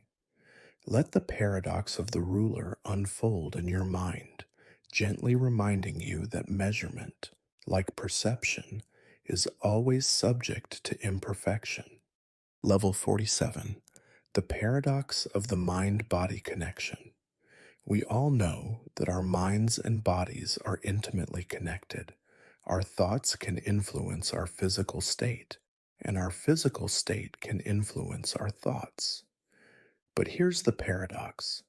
Can we ever truly separate the mind from the body? Imagine a person who is experiencing extreme stress. Their body is tense, their heart races, and their muscles ache. They think about the stress constantly, feeling it in every fiber of their being. But can the mind exist separately from this physical experience? What happens when the mind is free of the body's influence? This paradox challenges us to consider whether our minds are truly separate from our bodies, or whether they are two parts of an inseparable whole. Are our thoughts just the result of physical processes in the brain, or is there something more to our consciousness? Can we separate the mind from the body, or are they forever intertwined? Level 48. The paradox of the prisoner's dilemma. Imagine a situation where two individuals, let's call them Alice and Bob, are both arrested for a crime. They are held in separate cells, unable to communicate with each other. The authorities offer them a deal. If both of them remain silent, they will receive a light sentence. If one of them betrays the other by testifying, that person will go free, while the other will receive a heavy sentence. However, if both betray each other, they both end up with a moderate sentence. Now, here's the paradox. Both Alice and Bob know that if they both remain silent, they will both receive a light sentence. However, each person knows that if they betray the other, they might go free. But the dilemma is that if both betray each other, they will both end up worse off than if they had cooperated. So, what do?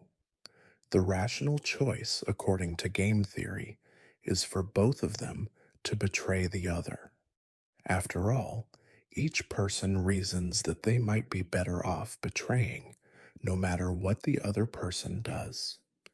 But if both choose betrayal, they end up with a worse outcome than if they had cooperated.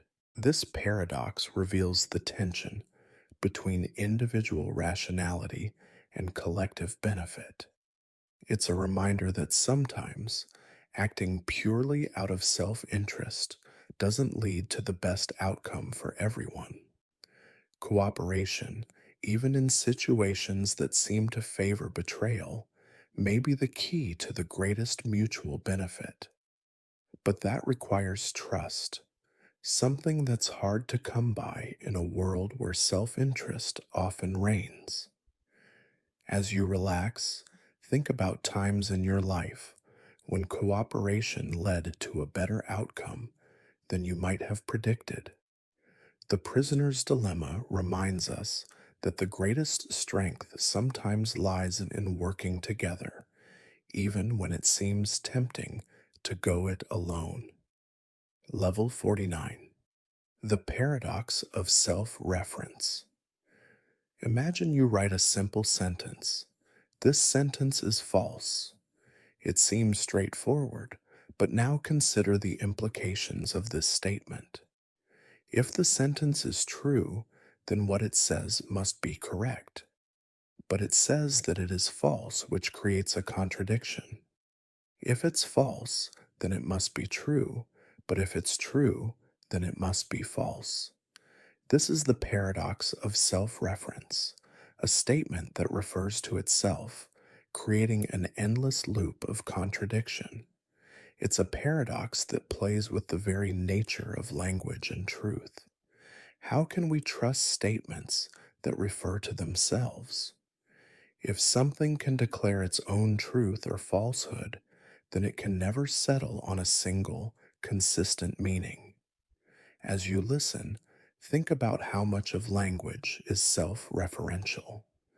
Words and definitions are created in a way that they reference each other, and yet we accept this structure as the foundation of communication.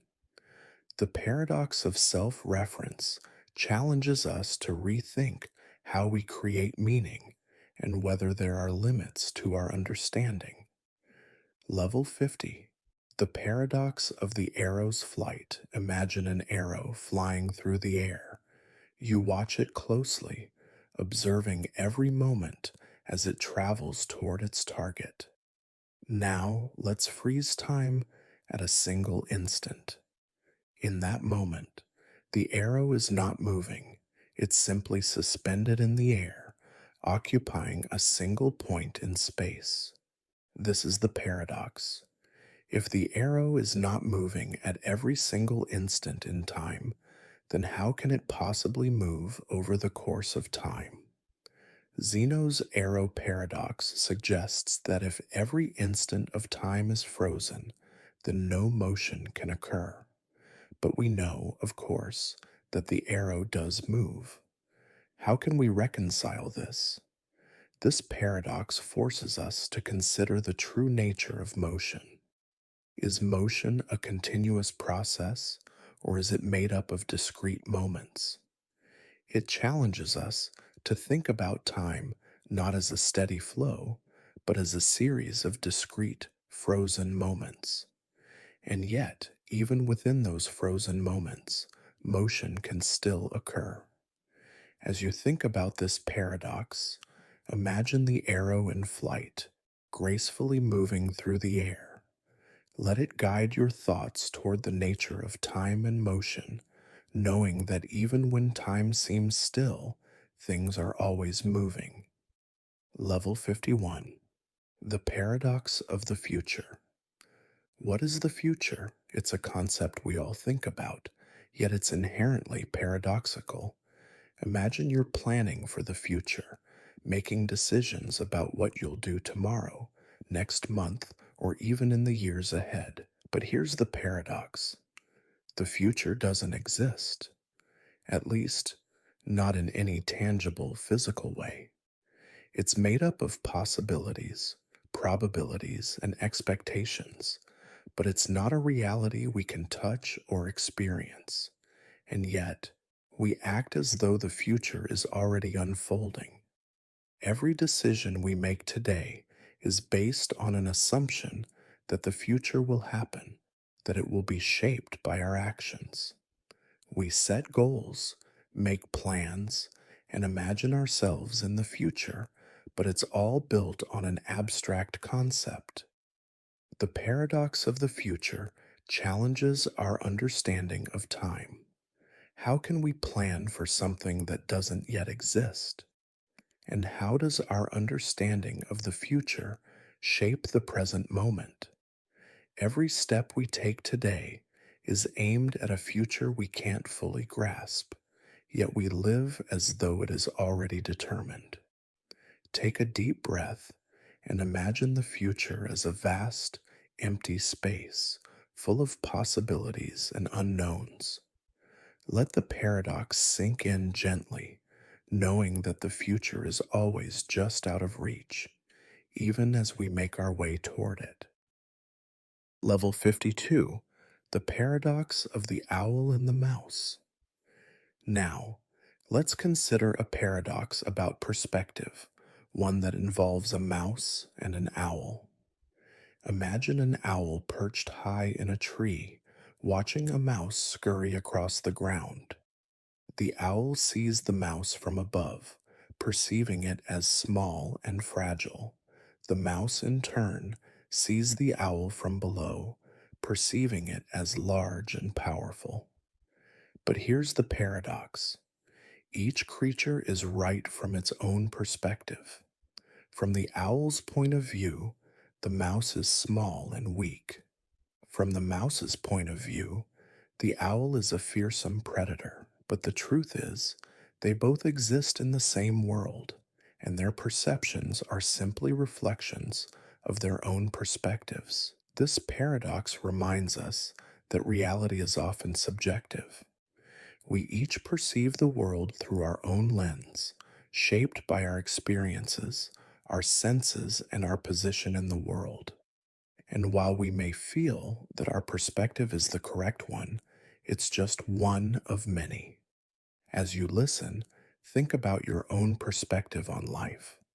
How much of what you perceive is shaped by your personal experiences and point of view? The owl and the mouse remind us that the truth is often relative, depending on where we stand. Level 53, the paradox of the beginning. Every story, every journey has a beginning. But here's the paradox. When you think about the beginning, where does it really start? If you're writing a novel, where do you begin? Do you start with the first word or with the first idea? Is the beginning the moment when the first action is taken, or is it something that exists before that, in the minds of the people involved? The paradox of the beginning challenges us to think about how we define the start of something. Can a story ever truly have a beginning, or is it always part of a larger continuum? When we look back on our own lives, we may try to pinpoint a starting point, our birth, a major event, a decision. But in reality, the beginning of any story is often impossible to define. It's part of a longer narrative that stretches beyond our understanding. Think about the beginning of your own life or any journey you've embarked upon. When did it truly begin? And when did it end? The paradox of the beginning asks us to consider that everything is part of a larger story, and beginnings, like endings, are often harder to pinpoint than we think. Level 54, the paradox of the unknowable. Lastly, let's consider the paradox of the unknowable. There are certain things in life that we will never fully understand, certain mysteries that seem to defy explanation. Imagine trying to comprehend the vastness of the universe, or the depths of the ocean, or the complexity of the human mind. No matter how much we learn, there will always be more questions, more unknowns. The paradox here is that the more we know, the more we realize how much we don't know. We might reach the pinnacle of understanding in one area, only to find that it opens up new mysteries. We might solve one problem, only to encounter new questions. This paradox challenges us to embrace the limits of knowledge. It teaches us that there is no final answer to everything. The unknowable will always remain just out of reach, and that's okay. Life is a journey, not a destination, and sometimes it's the mysteries that keep us moving forward, seeking new horizons. Level 55, the paradox of the perfect circle. Imagine a perfect circle. This circle is perfectly round, with every point on its boundary equidistant from the center. It is flawless. Nothing in the universe could change its perfect geometry. But now, here's the paradox. How can you truly draw a perfect circle? In theory, a perfect circle is possible, but in practice, it's not. Even if you used the most precise tools, there will always be tiny imperfections in the lines. No matter how hard we try, the ideal of perfection remains just out of reach. The paradox lies in the fact that while we can conceptually understand perfection, we can never actually achieve it.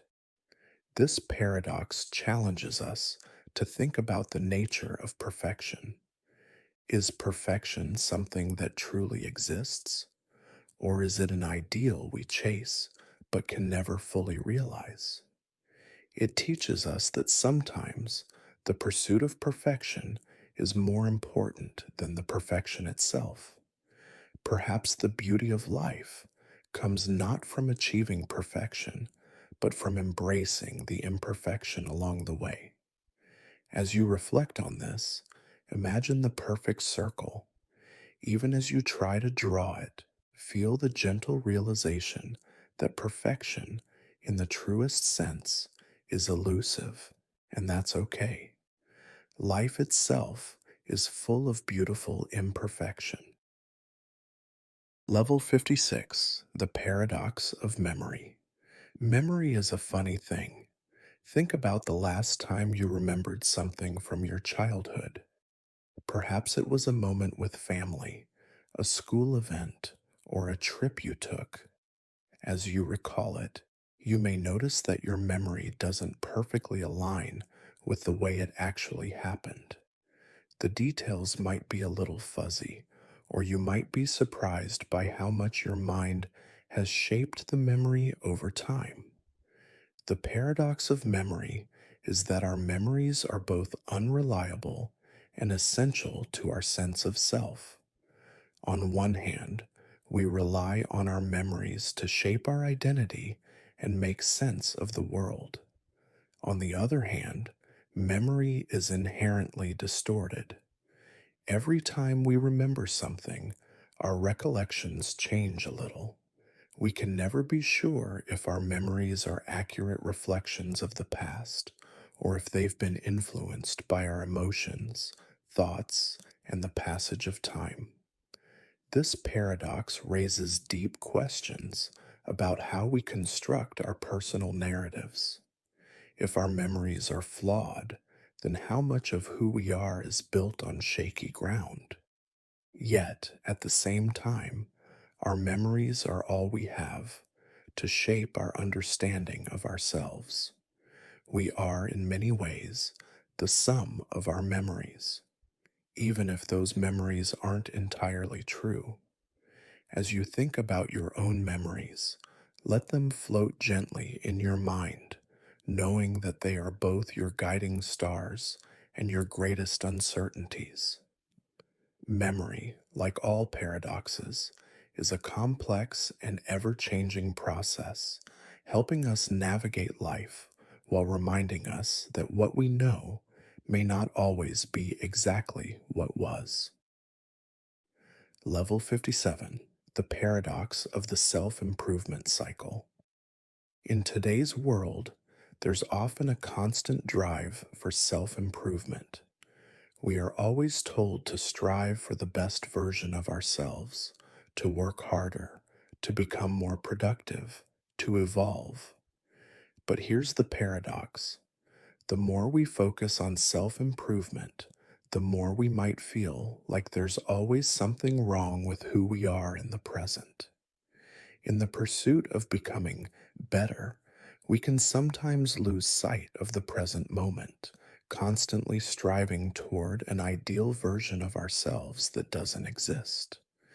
The paradox is that self improvement can sometimes become a never ending cycle where we never feel good enough. even though the journey is meant to make us feel more fulfilled. This paradox invites us to reflect on the balance between growth and acceptance. It's important to improve ourselves, but it's also vital to recognize that we are enough as we are right now. Constant improvement can sometimes lead to dissatisfaction, but accepting ourselves doesn't mean we stop growing. It simply means that we can appreciate who we are in this moment while still striving to become better. As you relax, think about this paradox. Reflect on your journey of self improvement and allow yourself to embrace both your current self and the future version of you. Let the paradox of self improvement remind you that you don't have to be perfect to be worthy. Level 58, the paradox of the infinite loop. Imagine you're walking down a road and you come to a fork. You take the left path, but after a while, you find yourself at the same fork again. You turn around and take the right path, only to find yourself back at the same fork once more. No matter which direction you choose, you always end up at the same place. This is the paradox of the infinite loop, an endless cycle where you can never break free. You feel as though you're making progress, but no matter how many choices you make, you always return to where you started. The paradox speaks to the frustration and confusion that comes with feeling stuck in life. It can happen when you're caught in a repetitive cycle, whether it's in your personal life, work, or thoughts. The infinite loop suggests that sometimes, no matter how hard we try, we can't seem to make a lasting change. However, this paradox also offers a lesson.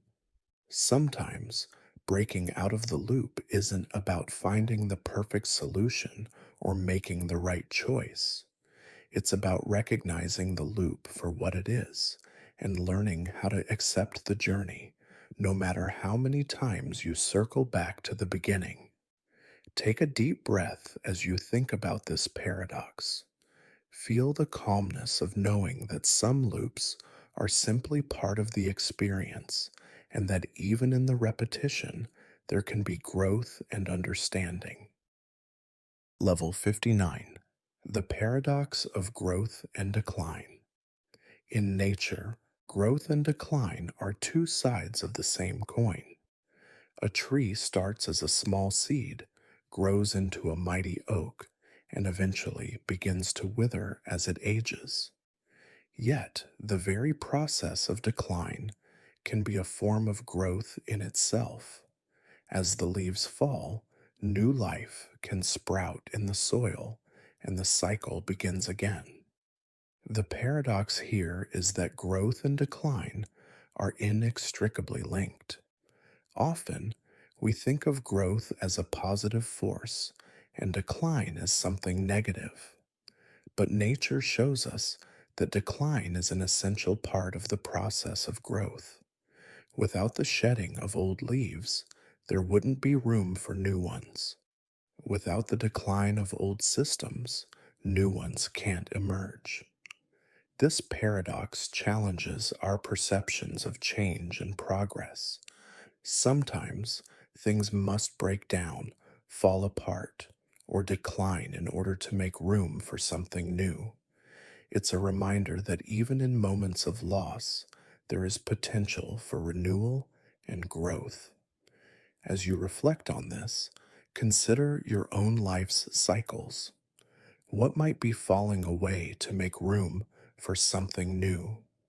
Allow this paradox to guide you through your thoughts, gently reminding you that both growth and decline are natural parts of the same process. Level 60, the paradox of the well-defined concept. Imagine a concept that is so well-defined, so perfectly understood, that it seems impossible to question. It could be a mathematical equation, a scientific law, or even a rule of social conduct. It's so solid, so clear, that it feels unassailable. But here's the paradox. As we define something more clearly, we may make it less flexible, less able to adapt to new situations. In striving for a perfect definition, we might trap ourselves in rigid frameworks that prevent new ideas and perspectives from emerging. The paradox is that the clearer we make something, the more we risk losing its richness and potential for growth. This paradox invites us to think about the limits of definition.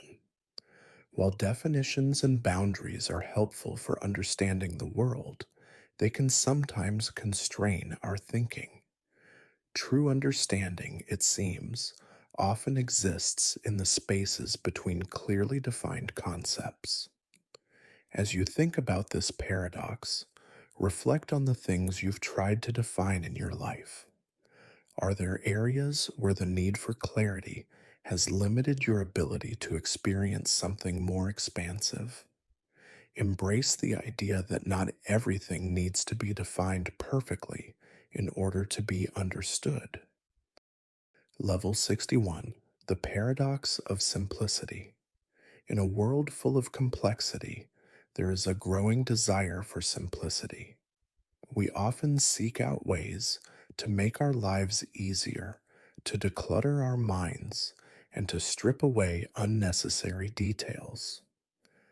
The paradox of simplicity lies in the fact that achieving simplicity is often more complex than it seems. Consider a simple solution to a problem. At first glance, it seems straightforward, but as you dig deeper, you find that the simple solution is built upon layers of complexity, an intricate web of considerations, strategies, and trade offs that allow simplicity to emerge. The simplest answers often require the most careful thought and effort. This paradox encourages us to embrace simplicity, but also to recognize that simplicity doesn't mean a lack of effort or complexity. Sometimes, the most elegant solutions are the ones that involve the most careful planning and deep thought. Simplicity, in its purest form, is a result of great complexity. Take a moment to think about areas in your life where you've tried to simplify. Notice how those moments often emerge from a place of deep reflection. As you settle into this paradox, let it remind you that simplicity isn't always easy, but it is often worth the effort. Level 62, the paradox of personal identity. Imagine you're walking down a path, looking at yourself in a reflection. You see your face, your body, and the person you recognize as yourself. But as you think about it, how much of you is the same person you were years ago? After all, every part of you has changed. Your cells, your thoughts, your memories. The very body you inhabit has replaced itself over time, and yet you are still the same person.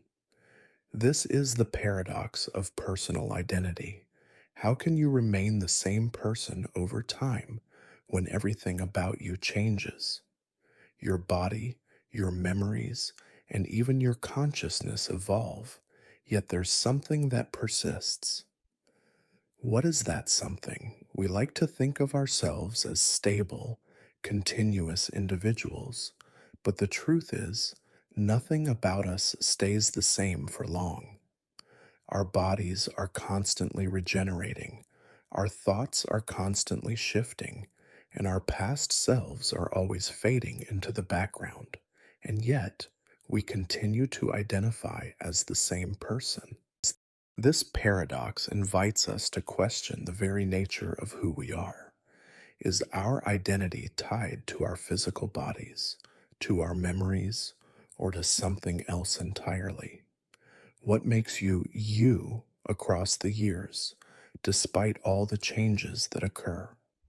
As you reflect on this paradox, think about the different phases of your life: the child you once were, the person you are now, and the person you might become.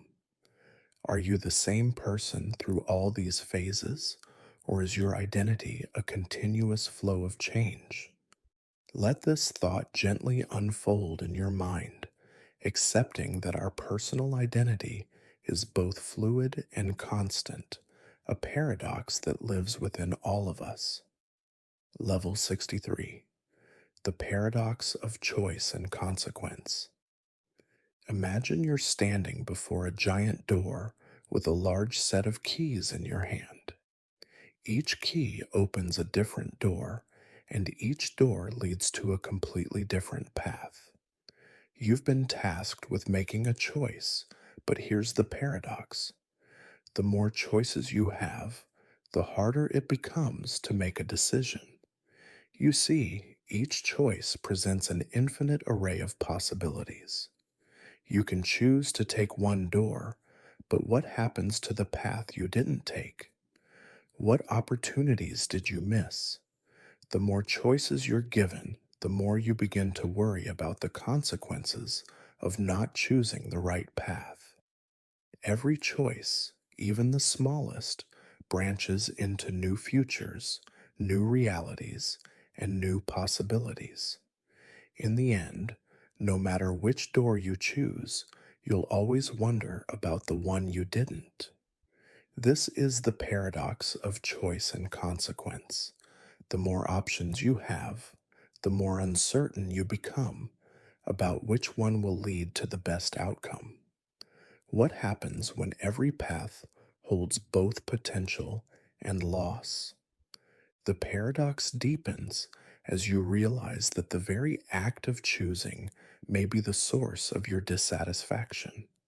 By selecting one path, you relinquish the others, and that act of relinquishment can create regret.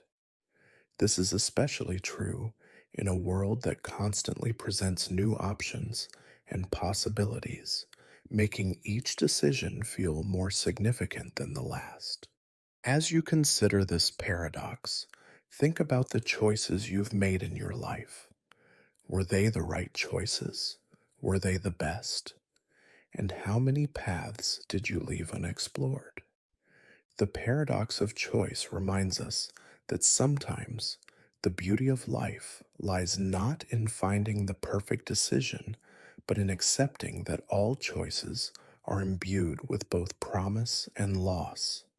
Take a deep breath and let go of the need for perfection in your choices.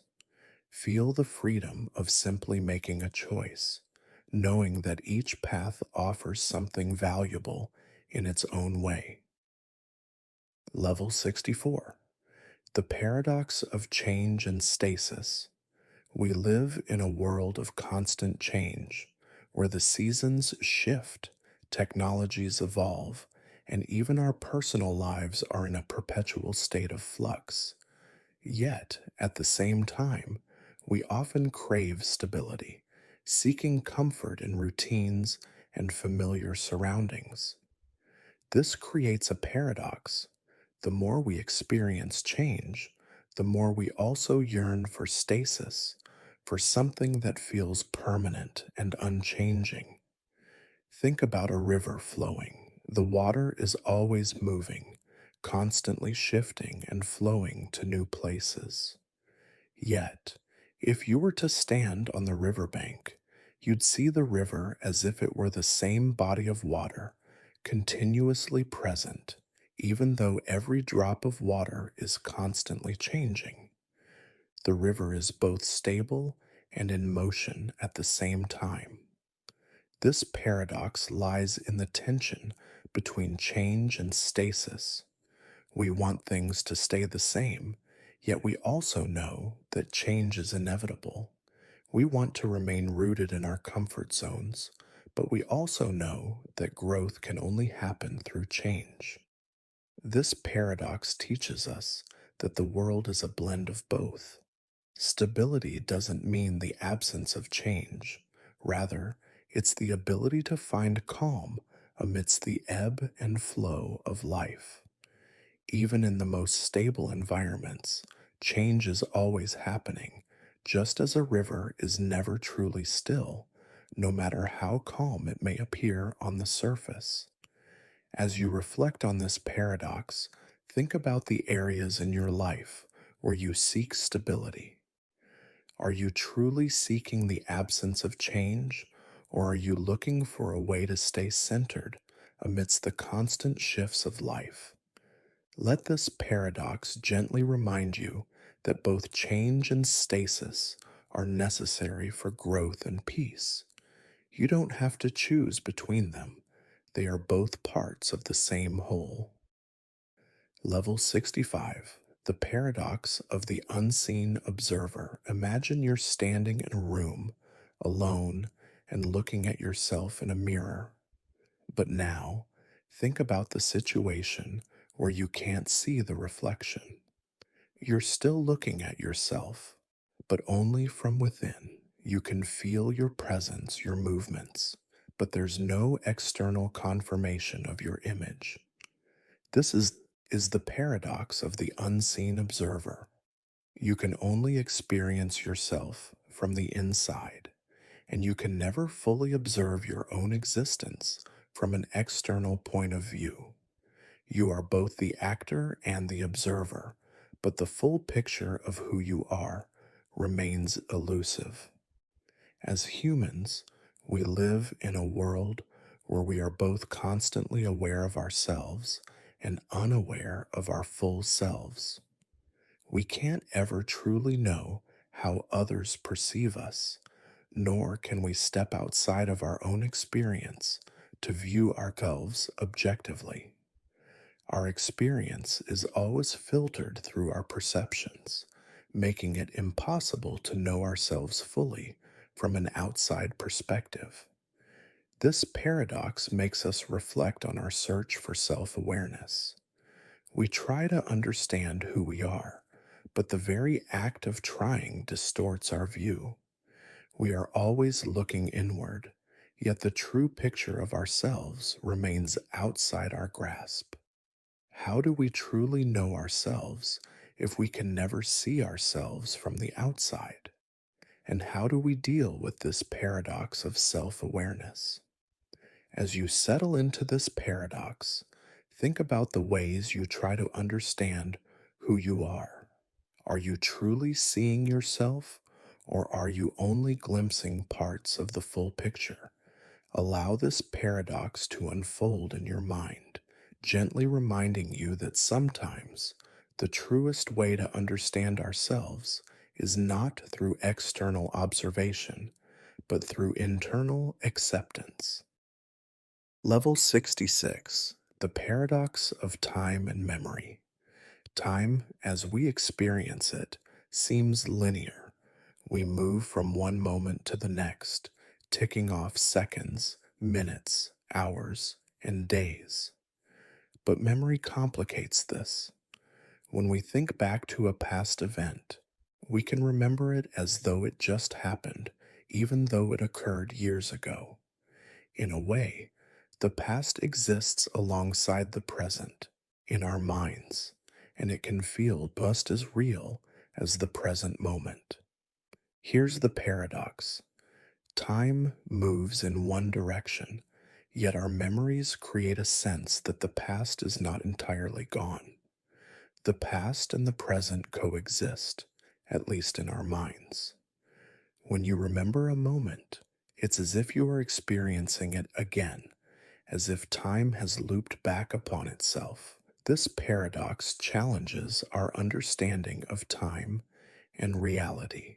If the past is gone, why does it feel so present in our memories? And if the past exists in our minds, can we truly say it has passed? The paradox lies in the fact that time continues to move forward, but our memories preserve the past, making it seem like time itself is both flowing and static.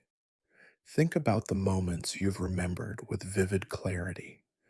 The past can feel alive within you, even though it's long gone. As you reflect on this paradox, consider the role that memory plays in your life. How much of who you are is shaped by the past? How much of the present is influenced by what has already happened? Level 67. The paradox of perfect knowledge. Imagine a being that possesses perfect knowledge, an entity that knows everything, from the smallest detail to the grandest truth. This being understands all things, can predict every outcome, and sees the entire fabric of reality. But here's the paradox. If this being knows everything, does it still have the ability to choose? If everything is already known and all outcomes are already determined, then how can free will exist for the being? Perfect knowledge seems to negate the possibility of choice, and yet, the very existence of perfect knowledge implies that all choices are known and predestined. This paradox challenges our concepts of freedom, knowledge, and destiny. If a being knows everything, is it free to act? Or does perfect knowledge trap it in an unchangeable reality? It suggests that the more we know, the less we may be able to choose. If everything is already determined by knowledge, can we ever truly make free decisions? Reflect on this paradox and think about the balance between knowledge and freedom in your own life. How much does what you know affect your ability to choose? Do your decisions feel predetermined by what you know, or do you still have room to choose freely? Level 68. The paradox of the infinite regress. Imagine a question that asks, what is the cause of everything? The answer seems simple enough. There must be a cause for all things. But then, when we ask, what caused the cause of everything, we find ourselves in a loop. Every time we answer a question about what caused something, we could always ask what caused that cause and what caused the cause before that. This is the paradox of infinite regress, a chain of causes that stretches backward forever. There is no beginning, no ultimate cause, because each cause has another cause, which in turn has another. It seems like a never ending process with no starting point. At first glance, this seems impossible. We intuitively believe that everything must have a beginning, a first cause. But the paradox of infinite regress suggests that we might never reach the origin of anything, that everything we know may just be part of a chain of causes, stretching infinitely backward in time. This paradox forces us to confront the limitations of our understanding. Can we truly trace everything back to a first cause, or are we doomed to keep asking why indefinitely? As you reflect on this paradox, let yourself accept the idea that some questions may never have a simple answer. There may be no first cause, but an endless dance of interrelated events, each shaping the next. Let this thought settle into your mind, recognizing that sometimes the journey is more important than the destination. Perhaps understanding the causes is less about finding the ultimate answer and more about accepting the complexity of existence. Level 69. The paradox of simultaneity. Imagine two events happening in two different places at the same time. One event takes place in New York City and the other in Tokyo. In our everyday experience, we think of these two events happening simultaneously. But, according to the theory of relativity, Time is not the same for everyone. If you were standing in New York and watching the event unfold in Tokyo, you would think that the events are happening at the same time. But if you were in Tokyo and watching from there, the events might not be simultaneous at all.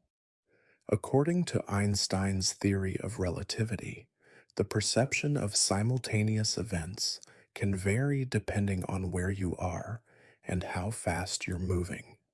This creates a paradox. How can two events be simultaneous if their observation depends on the observer's perspective? What appears to happen at the same time in one frame of reference may not seem simultaneous in another. This paradox challenges our understanding of time. Is time truly a universal constant, or is it subjective, dependent on the observer's motion and position in the universe? The paradox of simultaneity invites us to consider how our perception of time is not fixed, but rather flexible, fluid, and relative. As you reflect on this, imagine time stretching out before you, bending in ways that we don't always perceive. Let this paradox remind you that even our most fundamental assumptions about time and reality can change depending on how we look at the world. The universe, it seems, is far more malleable than we might think. Level 70. The paradox of freedom. What does it truly mean to be free? Imagine, for a moment, that you have absolute freedom. You can do anything you want without any restrictions or consequences. But here's the paradox. The more freedom you have, the more responsibility you bear. With every choice you make, the weight of the world seems to press down on you. When you're free to make any decision, there's no one to tell you what to do, but that also means you must make every decision on your own. The freedom to choose comes with the burden of carrying the consequences of those choices. In a way, freedom becomes less about endless possibilities and more about the weight of decision making. Now, consider another scenario. In a controlled environment where you are told what to do, you might feel restricted, but you also don't have to carry the responsibility of every decision. Someone else takes on the burden for you. In this case, freedom seems lighter, but only because you've given up your ability to choose. The paradox of freedom lies in the tension between choice and responsibility.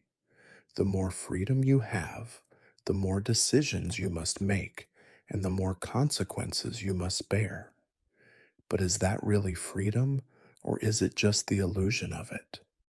As you think about this, imagine standing at a crossroads with endless paths before you. Each choice is yours to make, but each comes with its own weight. Can you truly enjoy freedom if it comes with the burden of making decisions? And if freedom were given to you with no responsibility, would it still feel like freedom? Level 71. The paradox of understanding. Imagine a person who spends their entire life seeking knowledge, trying to understand the deepest truths of the universe. They study philosophy, science, and art, searching for the answers to life's biggest questions. And yet, as they grow older and wiser, they begin to realize something. The more they understand, the more they realize how little they truly know. This is the paradox of understanding. The more we seek to understand the world, the more we discover how much we don't understand. Every new answer seems to open the door to more questions.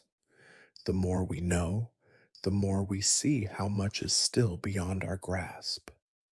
The paradox here is that our understanding of the world seems infinite, yet it's always incomplete. As we uncover one layer of truth, we realize that there are many more layers to uncover. The pursuit of understanding is endless, and even the most brilliant minds are left with questions that cannot be answered. This paradox invites us to embrace humility. The more we learn, the more we become aware of our limitations. But rather than being discouraged by this, we should find comfort in the pursuit itself. The joy of understanding lies not in having all the answers, but in the continuous journey of discovery. Reflect on this paradox for a moment. As you explore the world around you, remember that every answer you uncover will only lead you to more questions. And in that journey, you'll find the true beauty of knowledge. Level 72, the paradox of perspective.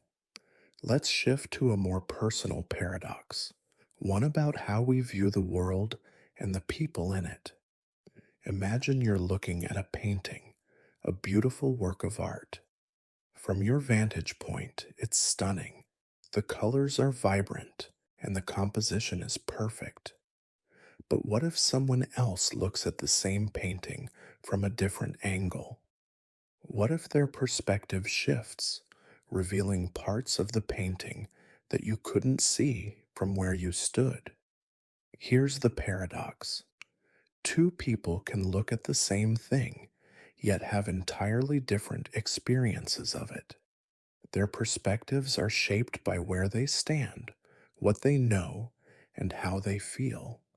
And even though they are observing the same object, their experiences of it are uniquely their own. This paradox teaches us that our perception of reality is always shaped by our perspective. What we see and how we understand the world is influenced by our position in life, both physically and mentally. What's true for one person may not be true for another, even if they are looking at the same thing. As you reflect on this, consider how your perspective shapes your understanding of the world. What might you be missing by looking from just one angle? The paradox of perspective invites us to step outside of our own point of view and consider the world through someone else's eyes. It reminds us that truth is often multifaceted, and the beauty of life comes from embracing the variety of perspectives around us. Level 73, the paradox of memory and identity. Consider the nature of your memories. You remember your childhood, the experiences that shaped you, the moments that made you who you are today. But here's the paradox. If your memories are what define you, how do you know if you're the same person you were yesterday? Every memory you have is a reflection of who you were, but as time goes by, your memories fade, shift, and change. What happens when those memories no longer represent who you are? Are you still the same person, or are you simply a collection of fleeting images and feelings? The paradox of memory and identity suggests that our sense of self is a constantly shifting entity. We think of ourselves as the same person from day to day, but in reality, we are always changing, and the memories that make us who we are constantly evolving. Each day, we build new experiences and let go of old ones. But even as we change, we carry our memories with us. They are the building blocks of our identity, yet they are always changing as well. This paradox invites us to reflect on the fluidity of identity. Who are you, really? Are you defined by your memories, or are you something more than that? As you reflect on this paradox, allow yourself to feel the continuity and change that exists within you, Let go of the need for a static, fixed sense of self and embrace the idea that you are always becoming. Level 74. The paradox of knowledge and ignorance. Let's begin with the paradox of knowledge and ignorance. Imagine, for a moment, that you are standing at the edge of a vast ocean of knowledge. You gaze out at the horizon, knowing that everything you could possibly learn exists just beyond the horizon. You've learned a great deal over the years, studied countless subjects, and gained deep understanding in many areas. And yet, as you stand there, the more you think about all you've learned, the more you realize just how much you don't know. This is the paradox of knowledge and ignorance. The more you learn, the more you realize how little you truly know. Every new bit of information adds to your understanding, but it also opens up a world of new questions. The more we uncover about the world, the more vast and unknowable it seems. Take a moment to consider this paradox. On one hand, knowledge empowers us to make better decisions, to solve problems, and to gain insight. But on the other hand, the more we know, the more we realize how limited our understanding is. The more we seek answers, the more questions arise. It can feel as though knowledge itself is a gateway to an endless sea of uncertainty. As you reflect on this, think about how much you've learned in your own life. Has knowledge brought you closer to certainty, or has it only made you more aware of the unknown? Is ignorance truly bliss, or does the pursuit of knowledge open up new horizons, even when we can never fully grasp everything?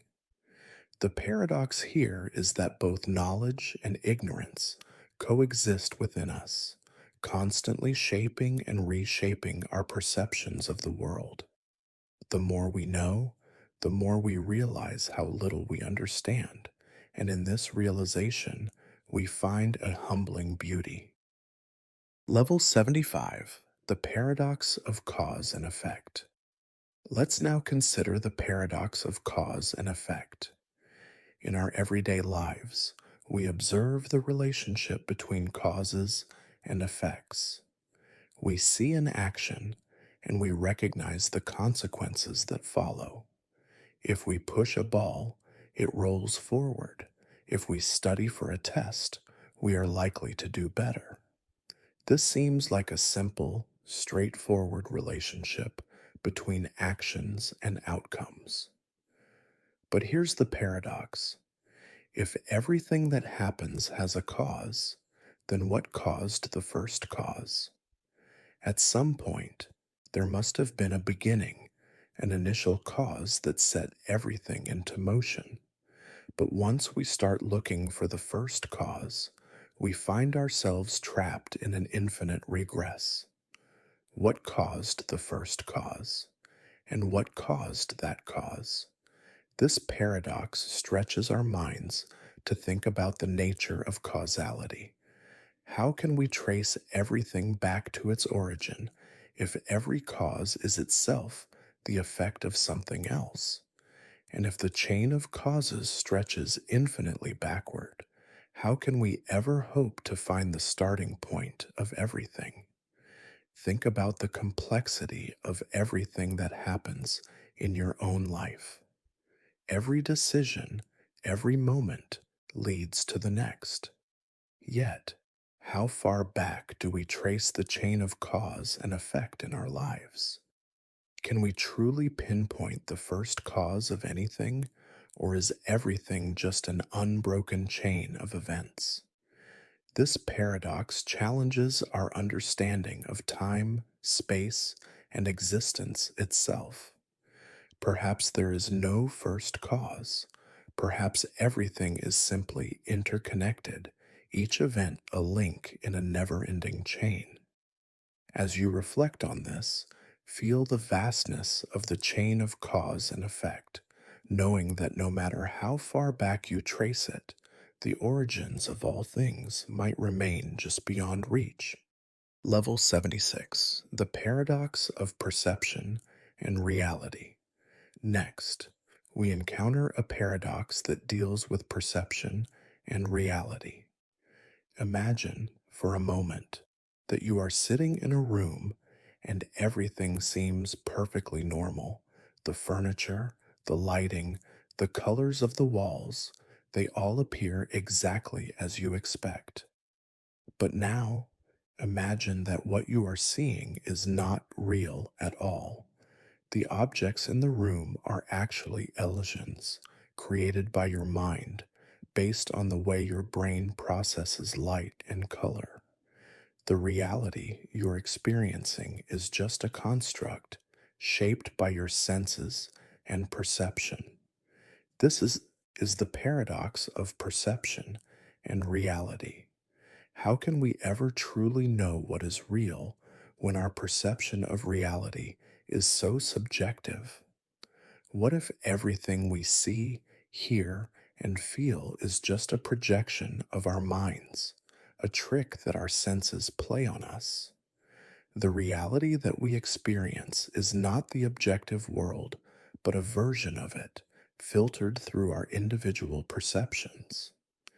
This paradox challenges our understanding of the world around us. Can we ever truly know what is real, or are we forever trapped in our own perceptions of reality? How can we trust our senses when we know they can deceive us?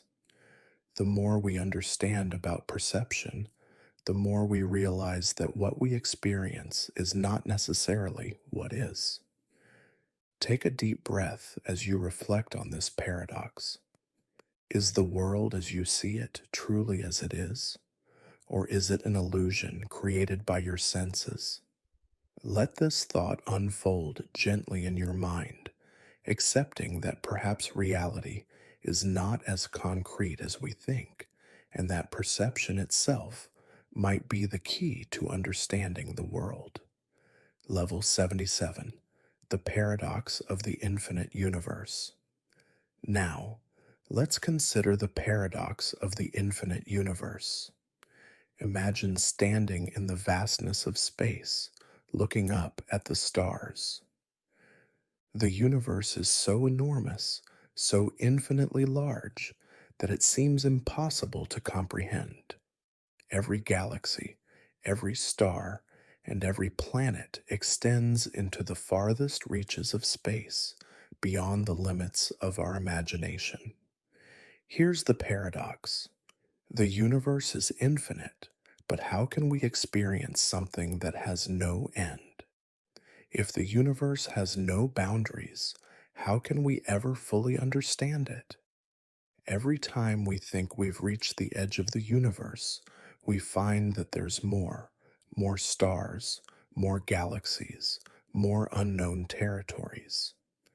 This paradox forces us to confront the idea of infinity itself. How can we live in a universe that is both infinite and finite in our experience?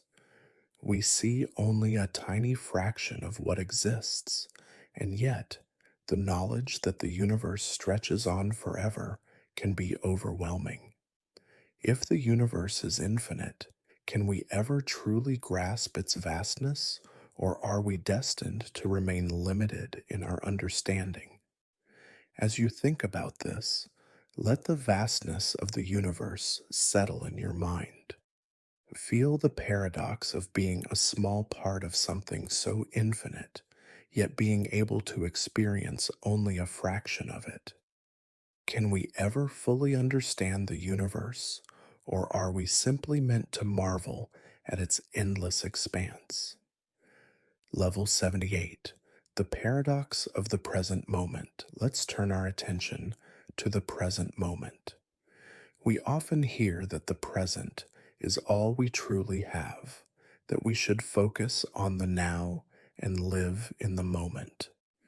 It's a message repeated in meditation and mindfulness practices. The past is gone, and the future hasn't yet arrived, so the only moment that matters is this one, right here, right now. But here's the paradox: the present moment is fleeting. As soon as you try to grasp it, it slips away. Every moment that you experience is already in the past by the time you fully recognize it. The present is always slipping into the past, just beyond your grasp. So, how can we live fully in the present when it constantly escapes us? This paradox forces us to think about the nature of time. Is the present truly the only moment we have, or is it an illusion, an ever receding point that we can never truly capture? The more we try to live in the present, the more it eludes us. But perhaps that's the very nature of the present. It is always moving, always changing, always slipping into the past.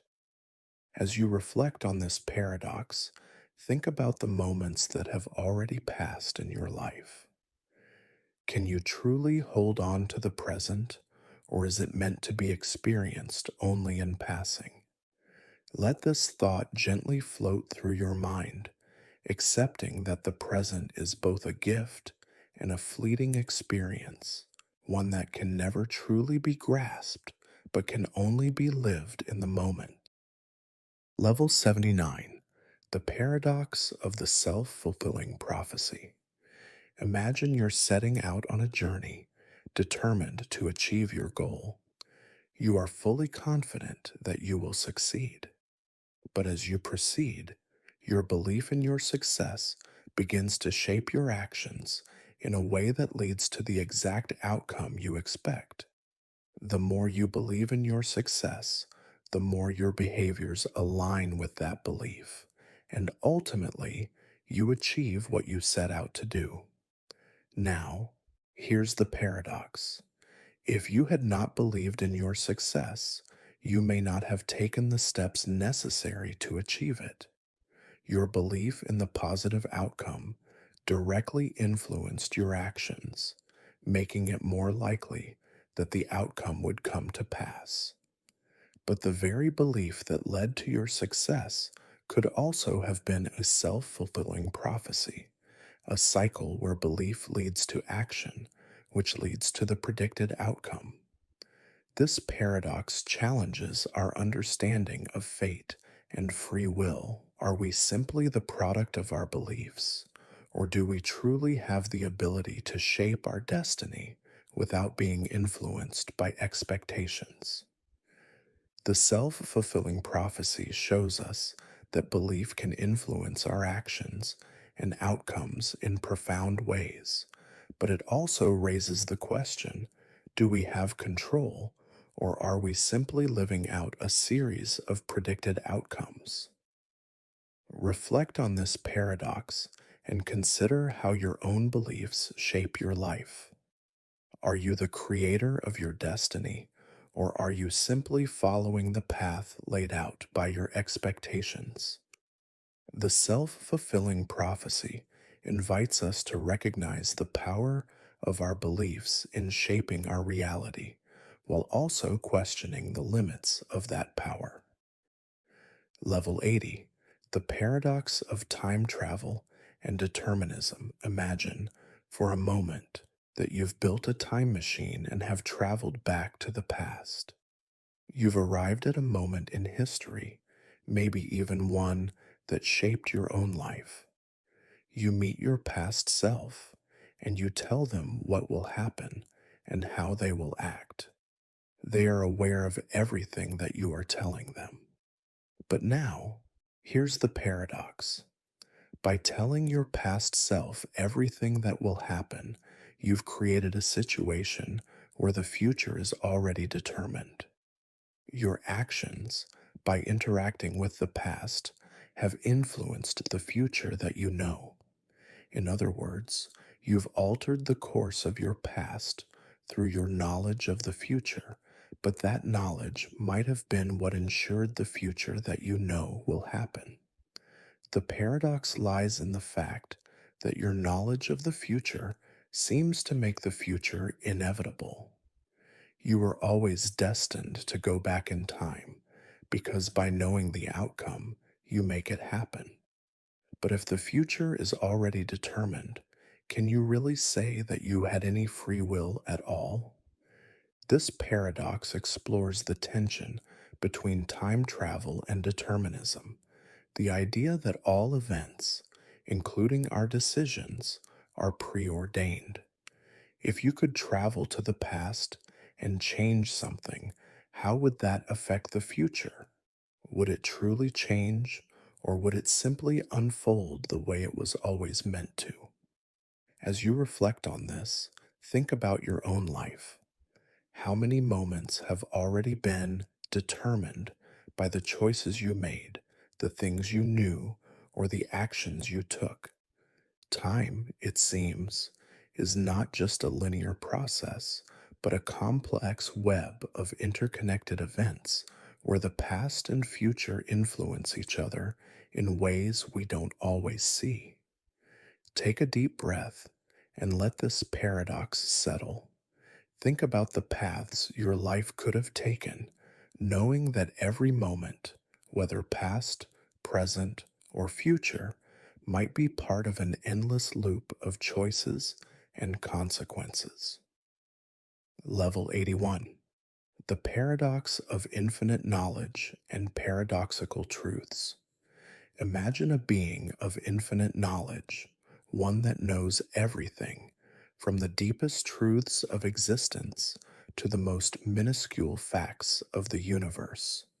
This being has no limits to its understanding, and every question it asks is answered instantly, with perfect clarity. It knows the meaning of life, the purpose of every action, and even the hidden reasons behind every emotion and thought. But now, here's the paradox. Even with infinite knowledge, this being may encounter paradoxes that it cannot resolve. The more it knows, the more it uncovers paradoxical truths, things that can never fully align, things that contradict themselves, no matter how you try to resolve them. These paradoxes exist at the very foundation of reality itself, preventing the being from ever having full, complete understanding. This paradox asks us to consider the limits of knowledge. Even if we could know everything, would we still be able to understand it? Some truths seem so deeply contradictory that they defy resolution. The paradox lies in the fact that the more you learn, the more you realize that some questions can never have clear answers, and some mysteries can never be solved. As you reflect on this paradox, consider the most complex questions in your own life. Are there answers that you'll never fully understand? And yet, is it possible to live with those contradictions, embracing the mystery rather than demanding certainty? This paradox invites you to appreciate the value of questions without answers, of truths that may never align. Level 82. The paradox of choices and consequences in a virtual reality. Now, imagine entering a virtual reality system where you can choose any world, any experience, and create any future you desire. In this reality, there are no restrictions. You can live out any dream, take any path, and even create your ideal version of yourself. You can start new careers, explore unknown territories, or live a life of infinite luxury. There are no limits, no failures, only opportunities. But here's the paradox. Because every decision you make has no real consequence, do your choices have any meaning? In a world where you can reset, change, or undo anything at any time, what value do your decisions hold? If nothing is permanent and everything can be undone, then are your choices really yours? Or is the act of choosing in a world of no consequences just an illusion? This paradox explores the nature of choice and consequence. If we live in a reality where nothing matters in the end, where all actions can be reversed, then what does it mean to choose? Are the things we value, the lessons we learn from our mistakes, the growth we experience from our failures, still valuable if there is no permanence to them? Think about this paradox in relation to your own life. In a world full of choices, some with lasting consequences and others without, what makes your decisions meaningful? Is it the permanence of the consequences, or is it the simple act of choosing and creating your life, even if those choices sometimes lead to failure or regret? Let this paradox unfold in your mind, considering the balance between freedom and consequence, and how meaningful choice is when nothing is permanent. Level 83. The paradox of free will and external influence. Imagine a person who believes that they have total control over their life, that every decision they make is theirs alone to choose. They take pride in their independence and ability to shape their own destiny. But as they go through life, they start to realize something unsettling. Every decision they make is influenced by external factors: society, their upbringing, their culture, even their biological makeup. Every thought they have is shaped by what they've been taught, what they've read, and what they've experienced. This is the paradox of free will and external influence. On one hand, they believe they have free will, the ability to choose their path, make decisions, and shape their life. But on the other hand, they realize that their choices are always influenced by things beyond their control. Are they truly free, or are their choices just an illusion shaped by external forces? This paradox invites us to explore the nature of free will. Do we truly make our own decisions, or are our choices guided by a complex set of factors that we don't always see? How can we reconcile the desire for freedom with the reality that our lives are shaped by influences we cannot control? As you reflect on this, consider the areas in your life where you feel truly free. Are those choices truly yours, or are they shaped by the world around you? This paradox asks us to find a balance between understanding the forces that shape us and the freedom to choose our own path. Level 84. The paradox of the unspoken truth. Imagine a conversation, one in which two people are speaking but not directly addressing the most important issue. They discuss small matters, opinions, and thoughts, but there's an underlying truth that both of them are aware of, but never voice. This truth lingers in the air, unspoken, creating an invisible tension between them. Here's the paradox: even though the truth is never said aloud, it shapes everything. The silence between the words becomes as meaningful as the words themselves.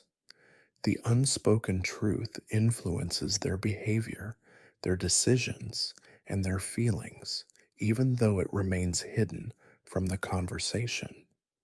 This paradox speaks to the power of what's left unsaid.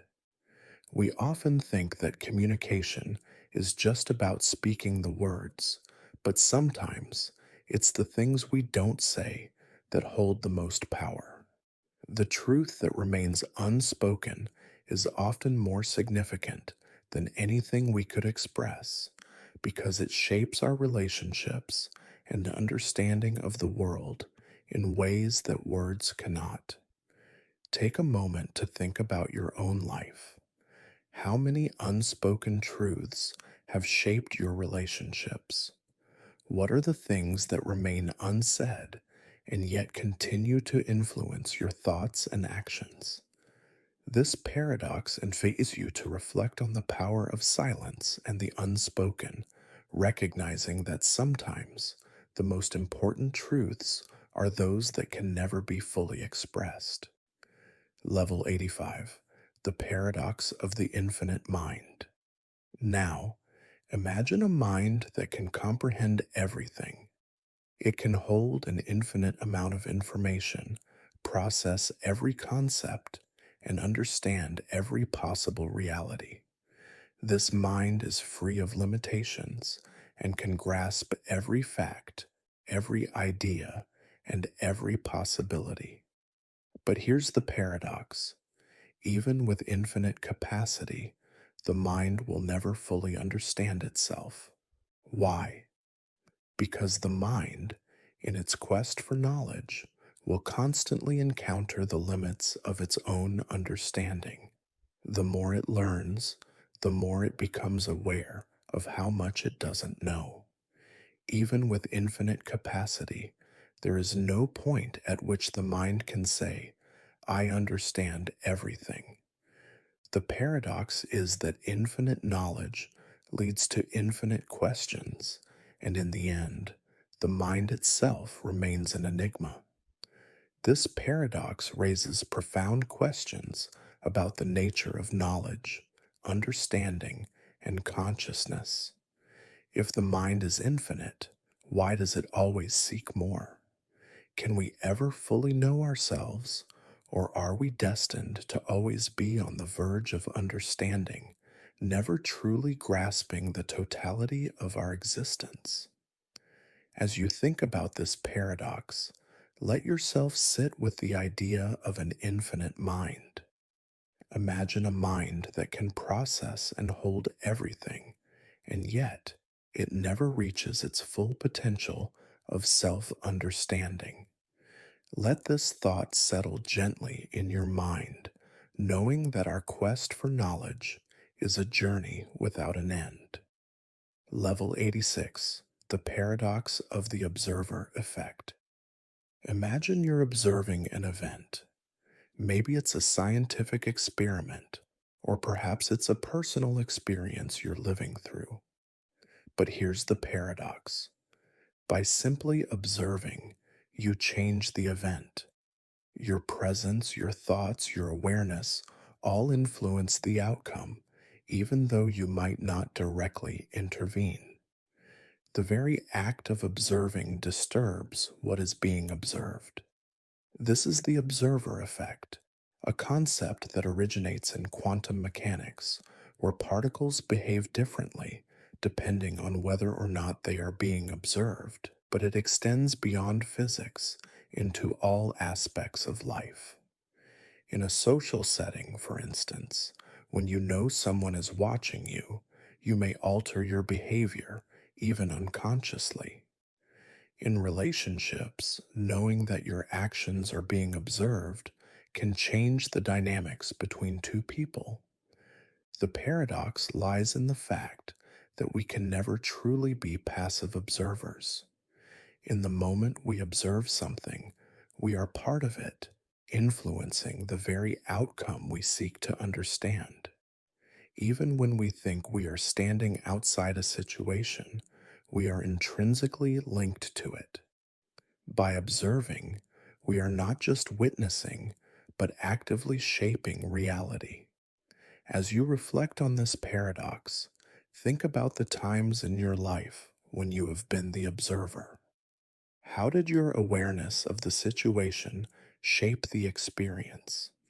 Were you able to remain detached, or did you, knowingly or unknowingly, alter what you observed? The observer effect reminds us that we are never separate from the world we experience. We are always part of it, even if we try to remain apart. Level 87, the paradox of happiness and suffering. Let's delve into the paradox of happiness and suffering. Imagine that you live a life full of joy and contentment. You are free from pain, free from sorrow, and every day is filled with peace. But now, consider this. How would you recognize happiness without suffering? If you lived in a world where everything was perfect, where nothing went wrong, would you even know what happiness felt like? This paradox asks us to think about the relationship between happiness and suffering. Often, we believe that happiness is the ultimate goal, the state to which we should always aspire. But in order to truly appreciate happiness, don't we need to experience some form of suffering? Without contrast, how could we understand the depth of joy? If life were always perfect, would we ever truly feel joy, or would it become dull and meaningless? This paradox challenges our understanding of life's purpose. It suggests that suffering is not just an inevitable part of life, it may also be essential for our ability to experience and appreciate happiness. The two are intimately linked, inseparable in many ways, and this interconnection is what gives meaning to both. As you reflect on this paradox, think about the moments of suffering you have encountered in your life. How has that suffering shaped your understanding of happiness? Have the times of challenge made the moments of peace feel more meaningful? Let this paradox settle in your mind, accepting that happiness and suffering are not opposites, but two sides of the same coin. Level 88, The Paradox of the Infinite Library, Revisited. Earlier, we encountered the paradox of the infinite library. But now let's delve deeper. Imagine that this library contains not just every book ever written, but every possible book that could ever be written. It contains not only the works of fiction, history, and science, but every possible combination of letters, every possible idea, every story that could ever exist, whether it's ever been conceived or not. As you walk through this library, you realize something unsettling. No matter how many books you read, there will always be more to discover. No matter how many pages you turn, the knowledge you seek will always be just out of reach. For every answer you find, a new question arises, and for every book you finish, another appears, expanding the infinite world of knowledge. The paradox is that, in the pursuit of knowledge, you may never reach the end. The library stretches on infinitely, offering endless possibilities, but no matter how many books you read, you'll never fully exhaust its contents. The more you know, the more you realize how much more there is to learn. This paradox invites us to think about our own quest for knowledge. Do we ever reach the end of learning, or is the pursuit itself what drives us? Is there a point where we can truly know enough, or does the very act of knowing always open the door to new mysteries? As you reflect on this, imagine yourself walking through the infinite library. Each book you pick up offers something new, yet you can never read them all. Let this paradox remind you that knowledge is a journey without a destination, and sometimes the joy is in the pursuit, not the end. Level 89, The Paradox of Identity and Change. Consider the idea of identity, who we are, what makes us us. We define ourselves through our experiences, our memories, our thoughts, and our bodies. But as time passes, everything about us changes. Our bodies age, our experiences accumulate, and our beliefs shift. The paradox lies in the fact that we continue to change, but we still consider ourselves to be the same person. This paradox asks the question, if everything about us changes, how can we remain the same? If every cell in our body is replaced over time, if our memories evolve, if our personality shifts, are we still the same person we were years ago? And yet, when we look at ourselves, we recognize continuity. Something about us feels unchanging, even as everything else transforms. This paradox delves into the heart of personal identity. Is our identity tied to the continuity of our memories and experiences, or is it something more fundamental, something deeper than the physical and mental changes we undergo? If we could change every aspect of ourselves, our body, our memories, our mind, would we still be us? As you think about this paradox, reflect on your own life. How have you changed over time, and how do you still see yourself as the same person? Let the paradox unfold, allowing you to sit with the tension between change and continuity. Perhaps identity is not a static thing, but a fluid process, constantly reshaping itself as we move through life. Level 90. The paradox of freedom and responsibility. Imagine that you live in a world where you have total freedom, complete autonomy over your actions, without any restrictions, laws, or boundaries. You can go anywhere, do anything, and speak your mind without consequence. At first, this sounds like the perfect world, one where freedom reigns supreme and you have no one to answer to. But here's the paradox. With total freedom comes total responsibility. If you have the freedom to do anything, you also bear the weight of every decision you make. Every action you take, no matter how small, has consequences, and you must live with those consequences. The more freedom you have, the more responsibility you must shoulder. This paradox challenges our understanding of freedom. Is true freedom the absence of all restrictions, or does it come with an inherent responsibility to others and to the world around us? Can we truly be free if our actions are tied to consequences? And if freedom comes with such a heavy burden, is it worth it? As you reflect on this paradox, think about your own life. How much freedom do you have, and how much responsibility does that freedom bring? Do you ever wish for less responsibility, or is freedom worth the weight it carries? The paradox of freedom and responsibility invites us to consider that true freedom may not come from the absence of limits, but from the ability to choose within the boundaries we set for ourselves. Level 91. The paradox of solitude and connection.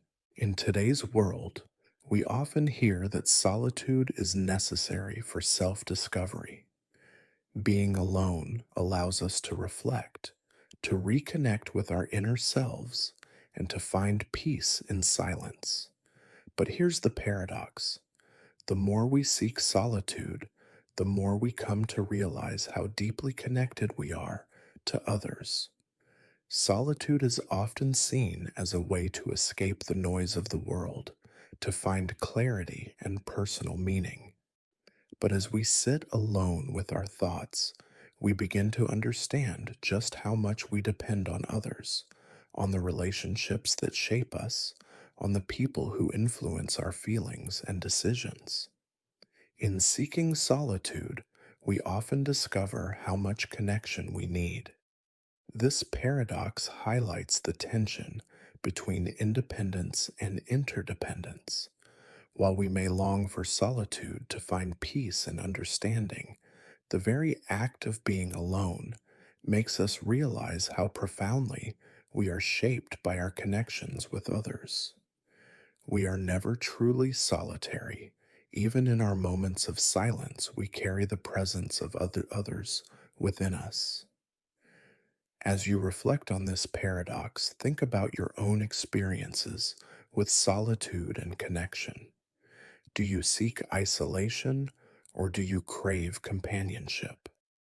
What do you learn about yourself when you are alone, and what do you discover when you connect with others? The paradox of solitude and connection invites us to see that we are always shaped by the people we interact with, and yet it is in moments of solitude that we have often come to understand ourselves most deeply. Level 92: The paradox of free will in a deterministic universe. Imagine, for a moment, that the universe operates under deterministic laws. Every action, every event, is set in motion by causes that stretch back to the beginning of time.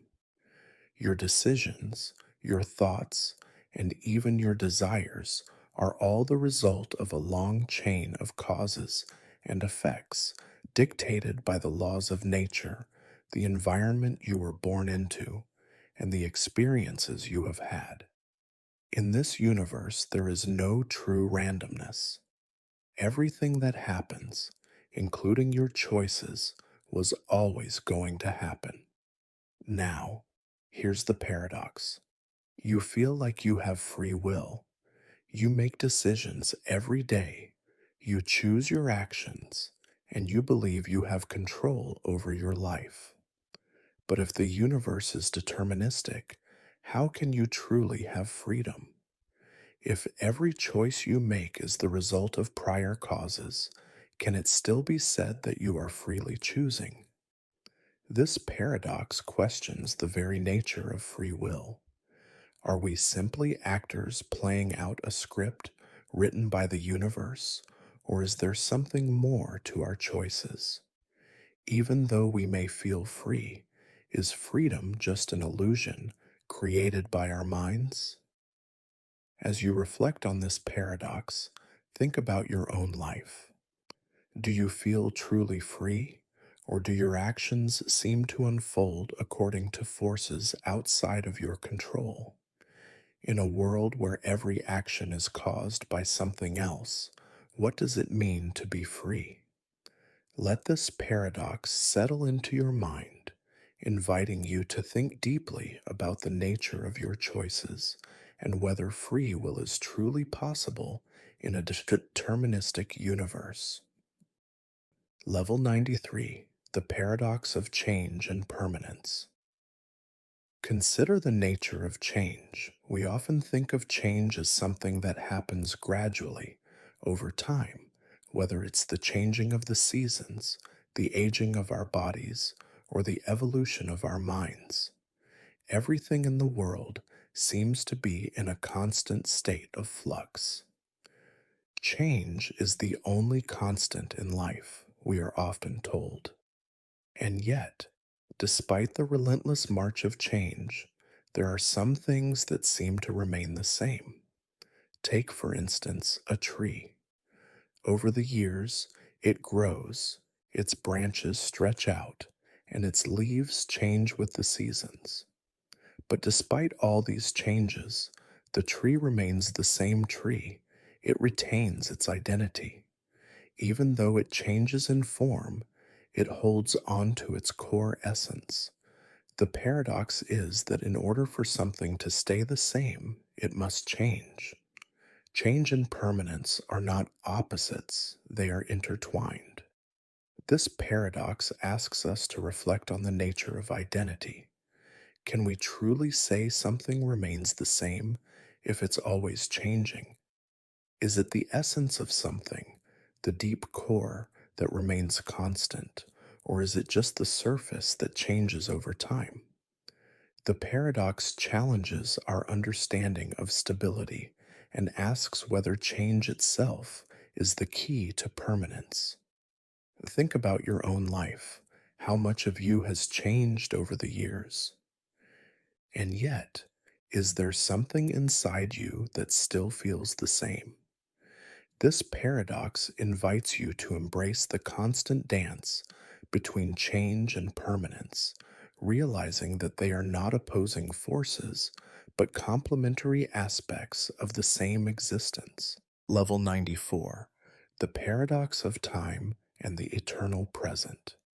Time flows in one direction, or so it seems. We wake up in the morning, we move through our days, and the hours slip away until night. We measure time with clocks, track it with calendars, and mark our lives with milestones. But what if, in truth, time doesn't flow at all? What if the present moment is all there ever is? Think about this. When we reflect on our past, we do so in the present moment. Our memories are just recollections of moments that once existed, but now they exist only in our minds.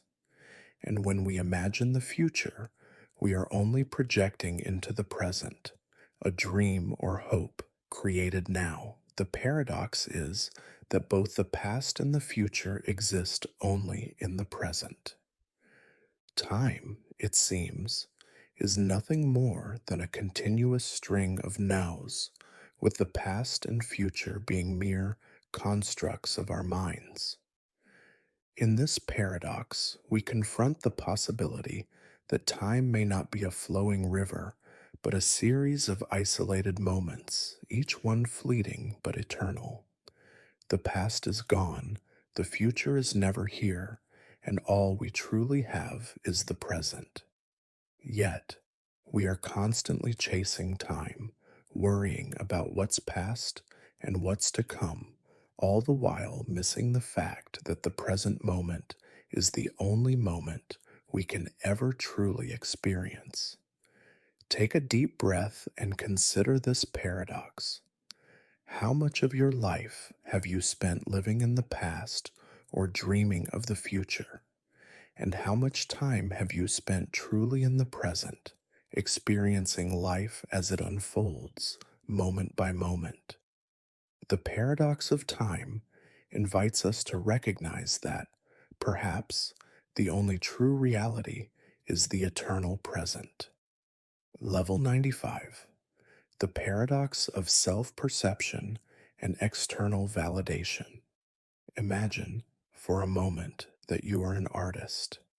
You spend hours creating your masterpiece, pouring your soul into every stroke, every line. You feel deeply connected to your work, and in that moment, you believe it is a true expression of who you are. But when you share it with others, their reactions are not what you expected. Some criticize it, others misunderstand it, and few truly see it the way you do. Now, here's the paradox. Your sense of worth and value as an artist, as a person, is shaped not just by how you perceive yourself, but by how others perceive you. We often say that self-worth should come from within, but the truth is, our identity is often influenced by external validation. The opinions of others, their approval or disapproval, can profoundly affect how we see ourselves. The paradox lies in the tension between the internal and the external, the idea that who we are is both shaped by our own sense of self and the judgments others place upon us. This paradox asks us to reflect on the nature of self-perception. How much of your identity is truly yours, and how much is influenced by the views of others? Can we ever truly know ourselves if our perception of who we are is so often filtered through the eyes of others? As you reflect on this paradox, think about how you value yourself. Do you seek validation from others, or do you trust your own sense of worth? The paradox of self-perception and external validation reminds us that our identity is complex, both independent and interdependent, shaped by our own thoughts and the way others see us. Level 96, the paradox of the infinite steps and the finite journey. Imagine, if you will, that you are climbing a staircase that stretches up into the sky. With every step, you feel yourself getting closer to the top. The staircase seems infinite. Every time you think you've reached the top, there's another step to take. The higher you go, the more steps you see ahead, and no matter how far you climb, you never seem to reach the top. This is the paradox of infinite steps and the finite journey. It suggests that no matter how many steps you take, there's always more to go.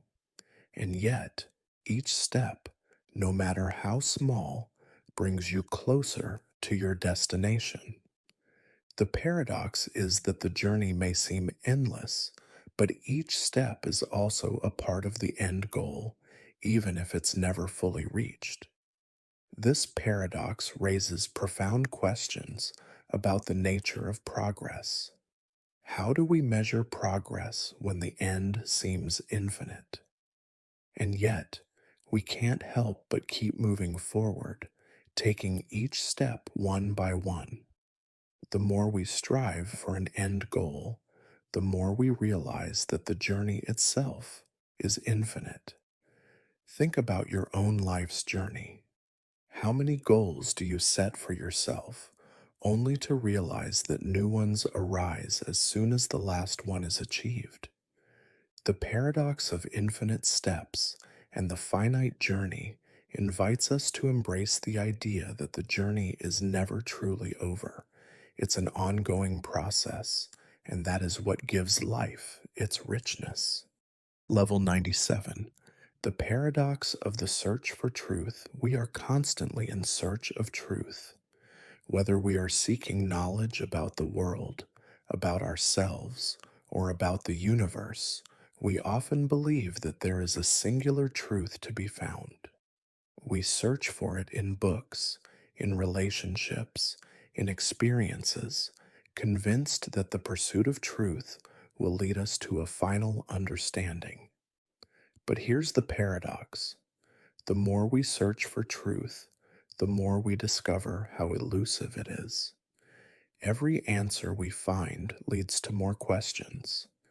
Every truth we uncover opens up new areas of uncertainty.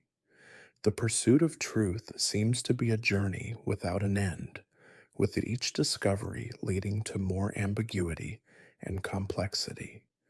The paradox of truth suggests that the more we seek the final, ultimate truth, the more we realize that truth may be a moving target, an ideal that can never fully be captured. Truth is not a fixed point, but a process of discovery, a continuous unfolding. As you reflect on this paradox, think about the truths you have sought in your life. Have you found the answers you were looking for, or have they led to new questions?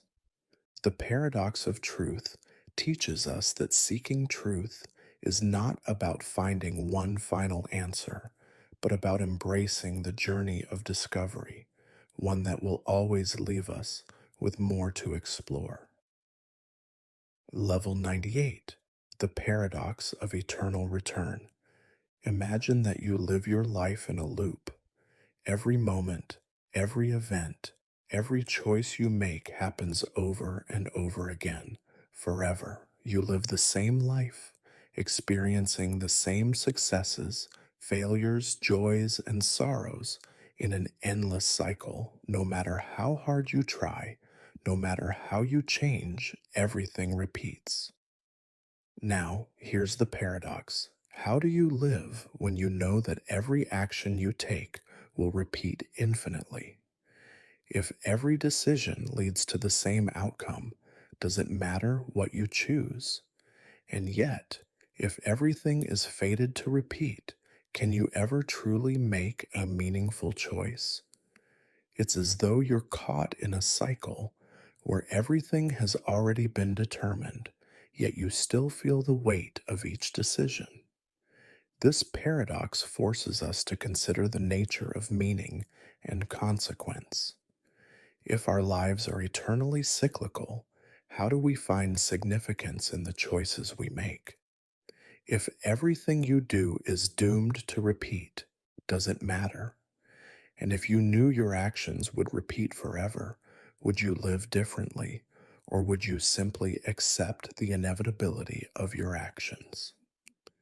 As you reflect on this, imagine the endless cycle of your own life, lived again and again. How would you approach each day, knowing that it is part of an eternal return? Would you live with greater intensity, or would the weight of repetition overwhelm you? The paradox of eternal return challenges us to find meaning in a world where every moment is both fleeting and infinite. Level 99, the paradox of light and darkness. Let's turn our attention to the interplay between light and darkness. In our everyday experience, light and darkness seem to be opposites. Light illuminates and darkness obscures. We associate light with knowledge, truth, and clarity, while darkness is often linked to mystery, ignorance, or even fear. But here's the paradox.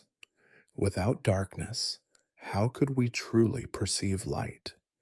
And without light, how would we even recognize the absence of it?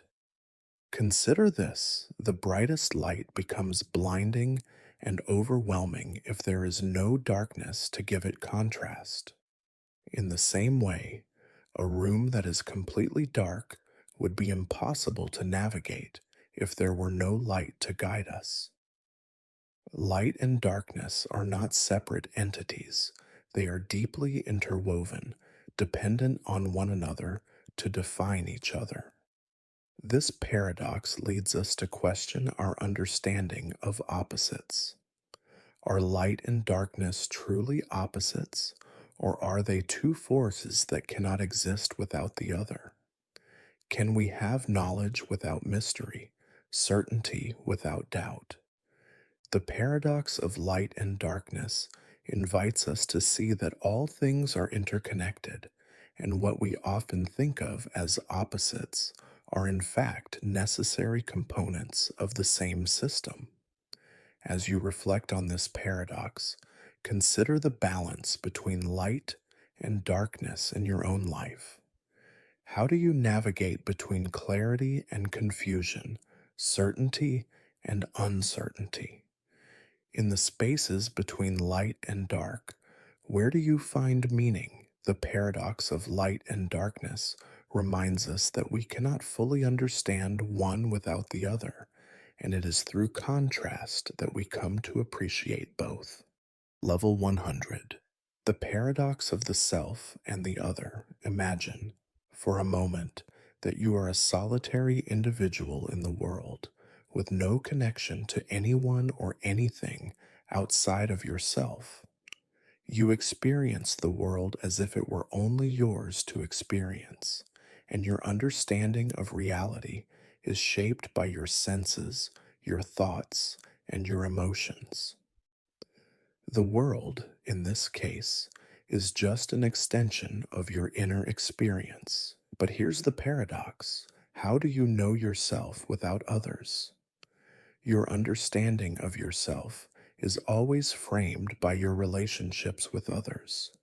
You can only know who you are by seeing how others perceive you, by interacting with the world outside of you. The concept of self is meaningless without other, because it is the presence of others that allows you to recognize who you are. Without contrast, without differences, how could you understand yourself? This paradox speaks to the nature of identity. We are often told to look within for answers, to find our true selves in solitude. But how much of who we are is shaped by the people and the world around us? If we are always in relationship to others, Can we ever truly know ourselves independently of them? Think about your own sense of identity. Who are you truly when you are alone? And how much of who you are is shaped by your interactions with others? The paradox of the self and the other asks us to consider that our sense of self is not something we can create in isolation. It is built through connection, interaction, and the reflection of others. The self and the other are not separate, but intertwined in ways that make each meaningful.